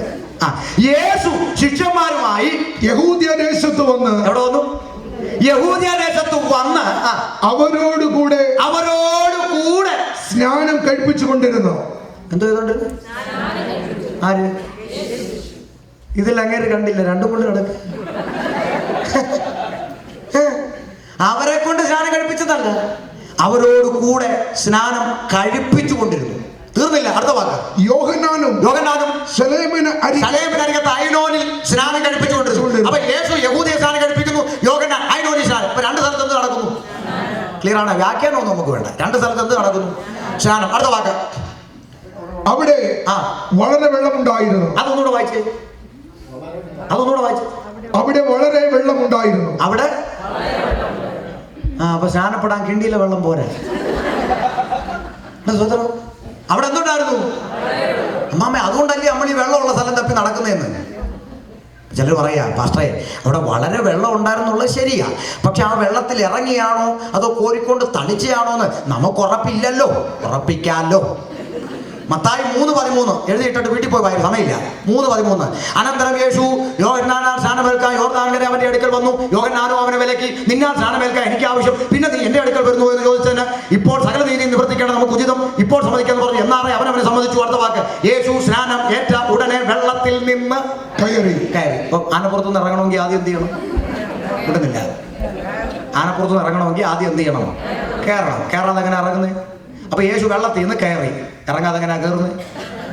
ഇനി യേശു മാത്രമാണോ? അല്ല. വീട്ടിൽ പോയി അപ്പോസ്തല പ്രവൃത്തി 8-ാം അധ്യായം വായിക്കുമ്പോൾ അവിടെ ഐത്യോപ്യ രാജ്ഞിയുടെ ധനകാര്യ വകുപ്പ് മന്ത്രി, അന്നത്തെ ഭാഷയിൽ സകല ഭണ്ഡാരത്തിനും മേൽവിചാരനായിരിക്കുന്ന ഷണ്ണൻ എന്ന അധികാരി സ്നാനത്തിലേക്ക് നയിക്കാൻ ഫിലിപ്പോസ് ഉപദേശി അവർ ഇരുവരും രഥത്തിൽ നിന്നിറങ്ങി വെള്ളത്തിൽ ഇറങ്ങി. ആമേൻ. അപ്പൊ യോഹന്നാനിലേക്ക് നമ്മൾ മടങ്ങി വരിക. അവിടെ വളരെ വെള്ളം ഉണ്ടായിരുന്നു, വെള്ളത്തിൽ ഇറങ്ങിയാണ് സ്നാനം. അടുത്ത വാക്ക്. ആളുകൾ വന്ന് സ്നാനമേറ്റു. ആ വാക്ക് പെന്തിക്കോസുകാർക്കുള്ള ദൂതാണ്. ആളുകൾ വന്ന് സ്നാനപ്പെട്ടു. പിടിച്ചു വലിച്ചു മുക്കിന്നല്ല. ആരെ പിടിച്ചു വലിച്ച് മുക്കരുത്. നമ്മളോട് തമ്പുരാൻ പറഞ്ഞത് കറ തീർത്ത് കാര്യം പറഞ്ഞു കൊടുക്കുക. അത് കേട്ട് ഹൃദയത്തിനകത്ത് ബോധ്യം വരുന്നവൻ എനിക്ക് സ്നാനപ്പെടുക പറഞ്ഞ് രംഗത്ത് വന്നാൽ അവനെ സ്നാനം കഴിപ്പിക്കണം. പിടിച്ചു വലിച്ചു മുക്കരുത്. നമ്മളോട് പറയാനേ പറഞ്ഞിട്ടുള്ളൂ. ഇന്ന് നേരെ തിരിച്ചാ പറയത്തില്ല, ഇവരിനി വന്നില്ലല്ലോ പറയത്തില്ല. വന്നാലും വന്നേ കാര്യം പറഞ്ഞു വിടുക. അത് നമ്മുടെ ഉത്തരവാദിത്വമാണ്. പറയാതിരുന്നാൽ അവരുടെ രക്തമോ കർത്താവ് നമ്മോട് ചോദിക്കും. അതുകൊണ്ട് നമ്മുടെ ഇപ്പം ഞാനിത് നിങ്ങളടുത്ത് പറയായിരുന്നു, ഇത് സ്നാനം വെക്കാത്തവർ ഇവിടെ ഉണ്ടാവും, എനിക്കറിയാം. ഞാനിതൊക്കെ പറഞ്ഞു, തീർത്തു പറഞ്ഞു. നിങ്ങൾക്ക് ചില വിഷമം, അതൊന്നും എൻ്റെ വിഷയമല്ല. അല്ലെങ്കിൽ നിങ്ങളുടെ രക്തത്തിന് ഞാൻ കണക്ക് കൊടുക്കണം, ഞാൻ രക്ഷപ്പെട്ടു. നിങ്ങൾക്ക് വേണം അനുസരിക്കില്ലേ, നിങ്ങൾ പോയി കിടന്ന് പുഴുവിന് വേണ്ടി കളിക്കുക. എനിക്കതാണ്ട് നിങ്ങൾ വേണമെങ്കിൽ അനുസരിക്കില്ല, നരകത്തിൽ പോയി കിടന്ന് പുഴുവിന് വേണ്ടി കളിക്കുക. എനിക്കെന്ത് നഷ്ടം? പറയാതെ പോയാൽ എനിക്ക് പണിയാണ്. അതുകൊണ്ടാണ് പറഞ്ഞത്. ആ സംഭവം ഇങ്ങനെയാണ്. ആളുകൾ വന്ന് സ്നാനം ഏറ്റു. ഈ പിടിച്ചു വലിച്ച് മുക്കരുത്. നമ്മുടെ നാട്ടിൽ ഈ അങ്ങനെ മുക്കുന്നതിൻ്റെയാണ് ഈ നാട്ടുകാരൊക്കെ ചിരിക്കുന്നത്. ഓ ലവനും ബെന്തിക്കോസാ, ഓ ഇരിക്കുന്ന കള്ളി ഷാപ്പി, എന്തിനാ ഇത് കേൾപ്പിക്കുന്നു? പിടിച്ചു വലിച്ച് മുക്കരുത്. നിങ്ങളുടെ നാട്ടിൽ രാജു എന്ന് പറഞ്ഞൊരു അച്ഛനുണ്ട്. വഴി പോയപ്പോൾ ഒന്ന് അങ്ങോട്ട് കയറിയതാ പുള്ളി. ഞാൻ അങ്ങോട്ട് ചെല്ലുമ്പോൾ തെങ്ങും ചാരി. ഞാൻ എന്നെ കണ്ടപ്പോൾ ഒരു വെപ്രാളം. ഞാൻ ചോദിച്ചു, രാജു എന്തോ കാണിച്ച്? നിങ്ങൾ സ്നാനപ്പെട്ട ആളല്ലേ? ഓ സ്നാനപ്പെട്ട. ഓ പാസ്റ്റർ. ഞാൻ ചോദിച്ചു സ്നാനപ്പെട്ടില്ലേ? ഓ ഞാൻ അവിടെ കാണ്ടി അവിടെ നിന്ന് ഉറങ്ങിയതാണ്. പാസ്റ്റർ ഇങ്ങോട്ട് ഓടി വന്നിട്ട് പറഞ്ഞു, ഇന്ന് 6 പേര് സ്നാനപ്പെടുന്നുണ്ട്. 6 പിശാചിന്റെ സംഖ്യ, 7 ദൈവത്തിന്റെ സംഖ്യ. അവിടെ 7 തേക്കാൻ അങ്ങോട്ട് വരാൻ. ഉറങ്ങിക്കിടന്നവനെ 7 തേക്കാൻ പിടിച്ചോട്ട് പോയി മുക്കിയത്. മുക്കല്ലേ, കാര്യം പറഞ്ഞുകൊണ്ട് ആളുകൾ വന്ന് സ്നാനമേറ്റു. അടുത്ത വാക്ക് വായിച്ചു നിർത്തുക. ആളുകൾ വന്ന് സ്നാനമേറ്റു. അന്ന് യോഹന്നാനെ തടവിലാക്കിയിരുന്നില്ല. അന്ന് യോഹന്നാനെ തടവിലാക്കിയിരുന്നില്ല. നമുക്കറിയാം, തടവിലാക്കിയെങ്കിൽ പുള്ളി അവിടെ ഇരുന്ന് മുക്കത്തില്ലല്ലോ. അടുത്ത വാക്ക്. അന്ന് യോഹന്നാന്റെ ശിഷ്യന്മാരിൽ ചിലർക്ക്, ശ്രദ്ധിച്ച്, യോഹന്നാന്റെ ശിഷ്യന്മാരിൽ ചിലർക്ക് ഒരു യഹൂദനുമായ ശുദ്ധീകരണത്തെ കുറിച്ചൊരു വാദമുണ്ടായി. അവർ അവന്റെ അടുക്കൽ വന്ന് അവനോട്, റബ്ബി, ശ്രദ്ധിക്കണം, യോഹന്നാനോട് ചോദിക്കുക, റബ്ബി, ഗുരുവേ, റബ്ബി, യോർദാനക്കരെ എന്നെ ശ്രദ്ധിച്ചേ, യോർദാനക്കരെ നിന്നോട് കൂടെ ഇരുന്നവൻ അതാരാ? നിങ്ങൾ കേൾക്കുന്നില്ല? യോർദാനക്കരെ യോഹന്നാന്റെ കൂടെ ഇരുന്നവൻ ആരാ? യേശു. അതിന്റെ തെളിവാണ് അടുത്ത വാക്യം. നീ ഈ സാക്ഷീകരിച്ചിട്ടുള്ളവൻ തന്നെ. യോഹന്നാൻ സാക്ഷീകരിച്ചത് ആരെയാ? എന്റെ പിന്നാലെ ഒരു വരുന്നുണ്ട്, അവരെ ചെരുപ്പിനെ വാഴ ഞാൻ യോഹനല്ല. യോഹന്നാൻ സാക്ഷീകരിച്ച ആരെയാ? യേശു. ആ യേശു തന്നെ ഇതാ സ്നാനം കഴിപ്പിക്കുന്നു. എന്ത് ചെയ്യുന്നു? ആര്? ഇതെല്ലാം അങ്ങേര് കണ്ടില്ല, രണ്ടും കൊണ്ട് കിടക്കുക. ഇനി നമുക്ക് 4:1 വരാം. പിന്നല്ലോ 2, 4:1 വാ. യേശു യോഹന്നാനേക്കാൾ അധികം ശിഷ്യന്മാരെ ചേർത്ത്, വാക്ക് ശ്രദ്ധിച്ചേ, യേശു യോഹന്നാനേക്കാൾ അധികം ശിഷ്യന്മാരെ ചേർത്ത് സ്നാനം കഴിപ്പിക്കുന്നു എന്ന് പരീശന്മാർ കേട്ടു. നിൽക്കട്ടെ, ഇപ്പൊ യോഹന്നാനേക്കാളും അധികം പേരെ ആരാ സ്നാനം കഴിപ്പിക്കുന്നത്? ഇതെല്ലാം അങ്ങേര് കണ്ടില്ല. കേൾക്കുന്നുണ്ടോ? അപ്പൊ നിങ്ങളുടെ ചിന്ത, അപ്പൊ പിന്നെന്താ 2-ാം വാക്യത്തെ അങ്ങനെ എഴുതിയെന്ന ഒരു കൺഫ്യൂഷൻ? അത് തെളിയിച്ചാൽ ഞാനങ്ങ് നിർത്തുമല്ലയോ? ശ്രദ്ധിച്ചു കേട്ടോട്ടോ, അത് തെളിയിക്കുക. അപ്പേ യേശു യോഹന്നാനേക്കാൾ അധികം ശിഷ്യന്മാരെ ചേർത്ത് സ്നാനം കഴിപ്പിക്കുന്നു എന്ന് ആര് കേട്ടു? പരീശന്മാർ കേട്ടു. പരീശന്മാരുടെ കാതിൽ വിവരം എത്തി എന്ന് ആരറിഞ്ഞു? അടുത്ത വാക്ക്. എന്ന് കർത്താവ് അറിഞ്ഞു. എന്താ അറിഞ്ഞത്? പരീശന്മാരുടെ കാതിൽ വിവരം എത്തി എന്ന് ആരറിഞ്ഞു? കർത്താവ് അറിഞ്ഞപ്പോൾ കർത്താവ് എന്ത് ചെയ്തു? ശിഷ്യന്മാരല്ലാതെ യേശു തന്നെ സ്നാനം കഴിപ്പിച്ചില്ലതാണ്. എപ്പോഴാ? പരീശന്മാരുടെ കാതിൽ വിവരം എത്തിയെന്ന് അറിഞ്ഞപ്പോൾ പിന്നെ കർത്താവ് എന്ത് ചെയ്തില്ല? സ്നാനം കഴിപ്പിച്ചില്ല. അതിന്റെ കാരണം അറിയണ്ടേ? അടുത്ത വാക്യം. അവൻ യഹൂദദേശം വിട്ട് പിന്നെയും ഗലീലയ്ക്ക് യാത്രയായി. കണ്ടോ? 3:22 അവൻ എവിടെ വന്നു? യഹൂദിയ ദേശത്ത് വന്നു. 4:3 ആയപ്പോൾ അവൻ യഹൂദിയ ദേശം വിട്ടു. ആളവിടുന്ന് പോകുക. പിന്നെ എങ്ങനെ നമുക്ക് മനസ്സിലായില്ല? മാത്യു പാസ്റ്റർ ഡാളസിൽ സ്നാനം കഴിപ്പിക്കുന്നു, ഷമീർ പാസ്റ്റർ ചിക്കാഗോയിൽ സ്നാനം കഴിപ്പിക്കുന്നു. അവിടെ യേശുവും യോഹന്നാനും, ഇവിടെ മാത്യു ഷമീറും. ഉദാഹരണം പറയുവാണേ, ക്ലിയർ ആണേ. മാത്യു സ്നാനപ്പെടുത്തുന്നതിനേക്കാൾ കൂടുതൽ പേരെ ഷമീർ ചിക്കാഗോയിൽ സ്നാനം കഴിപ്പിക്കുന്നു എന്ന് ആര് കേട്ടു? അവിടെ പരീശന്മാർ, ഇവിടെ ജമാഅത്ത് ആര് കേട്ടു? നല്ല, എനിക്ക് കുഴപ്പം കേട്ടു. ഈ വിവരം ആരറിഞ്ഞു? അവിടെ യേശു അറിഞ്ഞപ്പോൾ, ഇവിടെ ഷമീർ അറിഞ്ഞപ്പോൾ പിന്നെ അവിടെ നിന്ന് മുക്കി അടി മേടിക്കാതെ പാസ്റ്റർമാരുടെ കയ്യിലോട്ട് എത്തിച്ചിട്ട് ഞാനും കൊല്ലത്ത് പോയി. ആ കാര്യം പിടി കിട്ടി. അത്രയുള്ള കാര്യം. അപ്പൊ ചിലർ ചോദിക്കും, ആന്ത ഭാഷ അടി മേടിക്കാൻ അവന്റെ നാഴിക വന്നിട്ടില്ലായിരുന്നു. പലവട്ടം തള്ളിയിടാൻ നോക്കി, കൊല്ലാൻ നോക്കി. അവനും അവരുടെ ഇടയിൽ നിന്ന് മാഞ്ഞുപോയി പുറപ്പെട്ടു പോയി. കാരണം അവന്റെ നാഴിക വന്നില്ല. എന്നാൽ ഗത്സമനയുടെ തോട്ടത്തിൽ പന്തവും വാളും വടിയുമായി വന്ന് നിങ്ങളുടെ മുമ്പിൽ നിന്നുകൊണ്ട് കർത്താവ് പറഞ്ഞു, നാഴിക വന്നിരിക്കുന്നു, നിങ്ങൾ പിടിച്ചോ, നിങ്ങൾ കൊണ്ടുപോക്കോ, നാഴിക വന്നിരിക്കുന്നു. അതുകൊണ്ട് നീ സ്നാനപ്പെട്ടേ തീരൂ. ആമേൻ. ഒരു കോംപ്രമൈസും ഇല്ല കുഞ്ഞെ. അതുകൊണ്ട് യേശുവിൻ്റെ അന്ത്യകൽപ്പന പിതാവിൻ്റെയും പുത്രൻ്റെയും പരിശുദ്ധാത്മാവിൻ്റെയും നാമത്തിൽ സ്നാനം കഴിപ്പിച്ചും, അവിടെ ഫുൾ സ്റ്റോപ്പ് അല്ലിട്ടത്, ഞാൻ നിങ്ങളോട് കൽപ്പിച്ചതൊക്കെ പ്രമാണിക്കാൻ തക്കവണ്ണം ഉപദേശിച്ചും കൊണ്ട്. അപ്പൊ സ്നാനപ്പെട്ടവൻ എന്തു വേണം? ചിലർ പറഞ്ഞത് അങ്ങനല്ല, അല്ലയോ വെള്ളത്തിൽ മുങ്ങി സ്നാനപ്പെട്ടോ, അതിന് എവിടെയും ചെന്ന് കയറി, കുഴപ്പമില്ല, കയ്യെ വെച്ചിരുന്നാൽ മതി, ആ വകുപ്പില്ല. സ്നാനപ്പെട്ടവന് ഉപദേശമുണ്ട്. ഉപദേശം വേണമെങ്കിൽ ഉപദേശം ഉള്ളെടുത്ത് പോകണം. ഈ അന്ത്യകൽപ്പന ശിഷ്യന്മാർ അങ്ങനെ ചെയ്തിരുന്നുവോ എന്നും, അങ്ങനെ ചെയ്തില്ലെങ്കിൽ ചെയ്യാത്ത പക്ഷം എന്തെന്നും, കർത്താവ് ഇനി ആരെ ചേർക്കാനാണ് വരുന്നതെന്നും, വന്നിട്ട് പോകാതെ ഇവിടെ കിടന്നാൽ എന്തു പറ്റുമെന്നും ഇത്യാദി വിഷയങ്ങളെല്ലാം നാളെ നമുക്ക് തുടരാം. എല്ലാവർക്കും എഴുന്നേൽക്കാം. ഹല്ലേലൂയ. ഇന്ന് രാത്രി കേൾക്കപ്പെട്ട ആ അന്ത്യകൽപ്പനയ്ക്ക് മുമ്പിൽ രക്ഷിക്കപ്പെട്ടിട്ടില്ലെങ്കിൽ, സ്നാനമേറ്റിട്ടില്ലെങ്കിൽ, ഇതാ കർത്താവിന്റെ വചനം നിങ്ങളോട് തെളിവായി ഇടപെട്ടിരിക്കുക. ഒരു കാര്യം ഉറപ്പിച്ചു പറയാം, രക്ഷിക്കപ്പെട്ട് സ്നാനപ്പെട്ട ആത്മനിറവ് പ്രാപിച്ച് ഉപദേശം കേട്ട് കൂട്ടായ്മ ആചരിച്ച് അപ്പം നുറുക്കി പ്രാർത്ഥന കഴിക്കുന്ന വിശ്വസിച്ച കൂട്ടത്തെ ചെറുക്കാനാണ് കർത്താവ് വരുന്നത്. ഇന്ന് രാത്രിയിൽ കാഹളം ധരിച്ചാൽ, ഇന്ന് രാത്രിയിൽ കർത്താവ് വന്നാൽ, രാപ്പകലില്ലാത്ത, കണ്ണുനീരില്ലാത്ത, വിലാപമില്ലാത്ത, നെടുവീർപ്പില്ലാത്ത, ഷുഗറും പ്രഷറും കൊളസ്ട്രോളും ഒന്നുമില്ലാത്ത ആ നിത്യഭവനത്തിൽ എനിക്കും ആ കർത്താവിനോട് കൂടെ പോകണം. അല്ല, ഞാനും പോകുമെന്ന് ഇന്ന് രാത്രി ഉറപ്പുള്ള ദൈവജന കരമടിച്ച് സ്തുതിച്ചേ ശക്തിയോടെ. രാപ്പകലിൽ അവിടെ പ്രശോഭിതമായൊരു നാട്, നാലു ജീവികൾ പാടുവ വീണേ.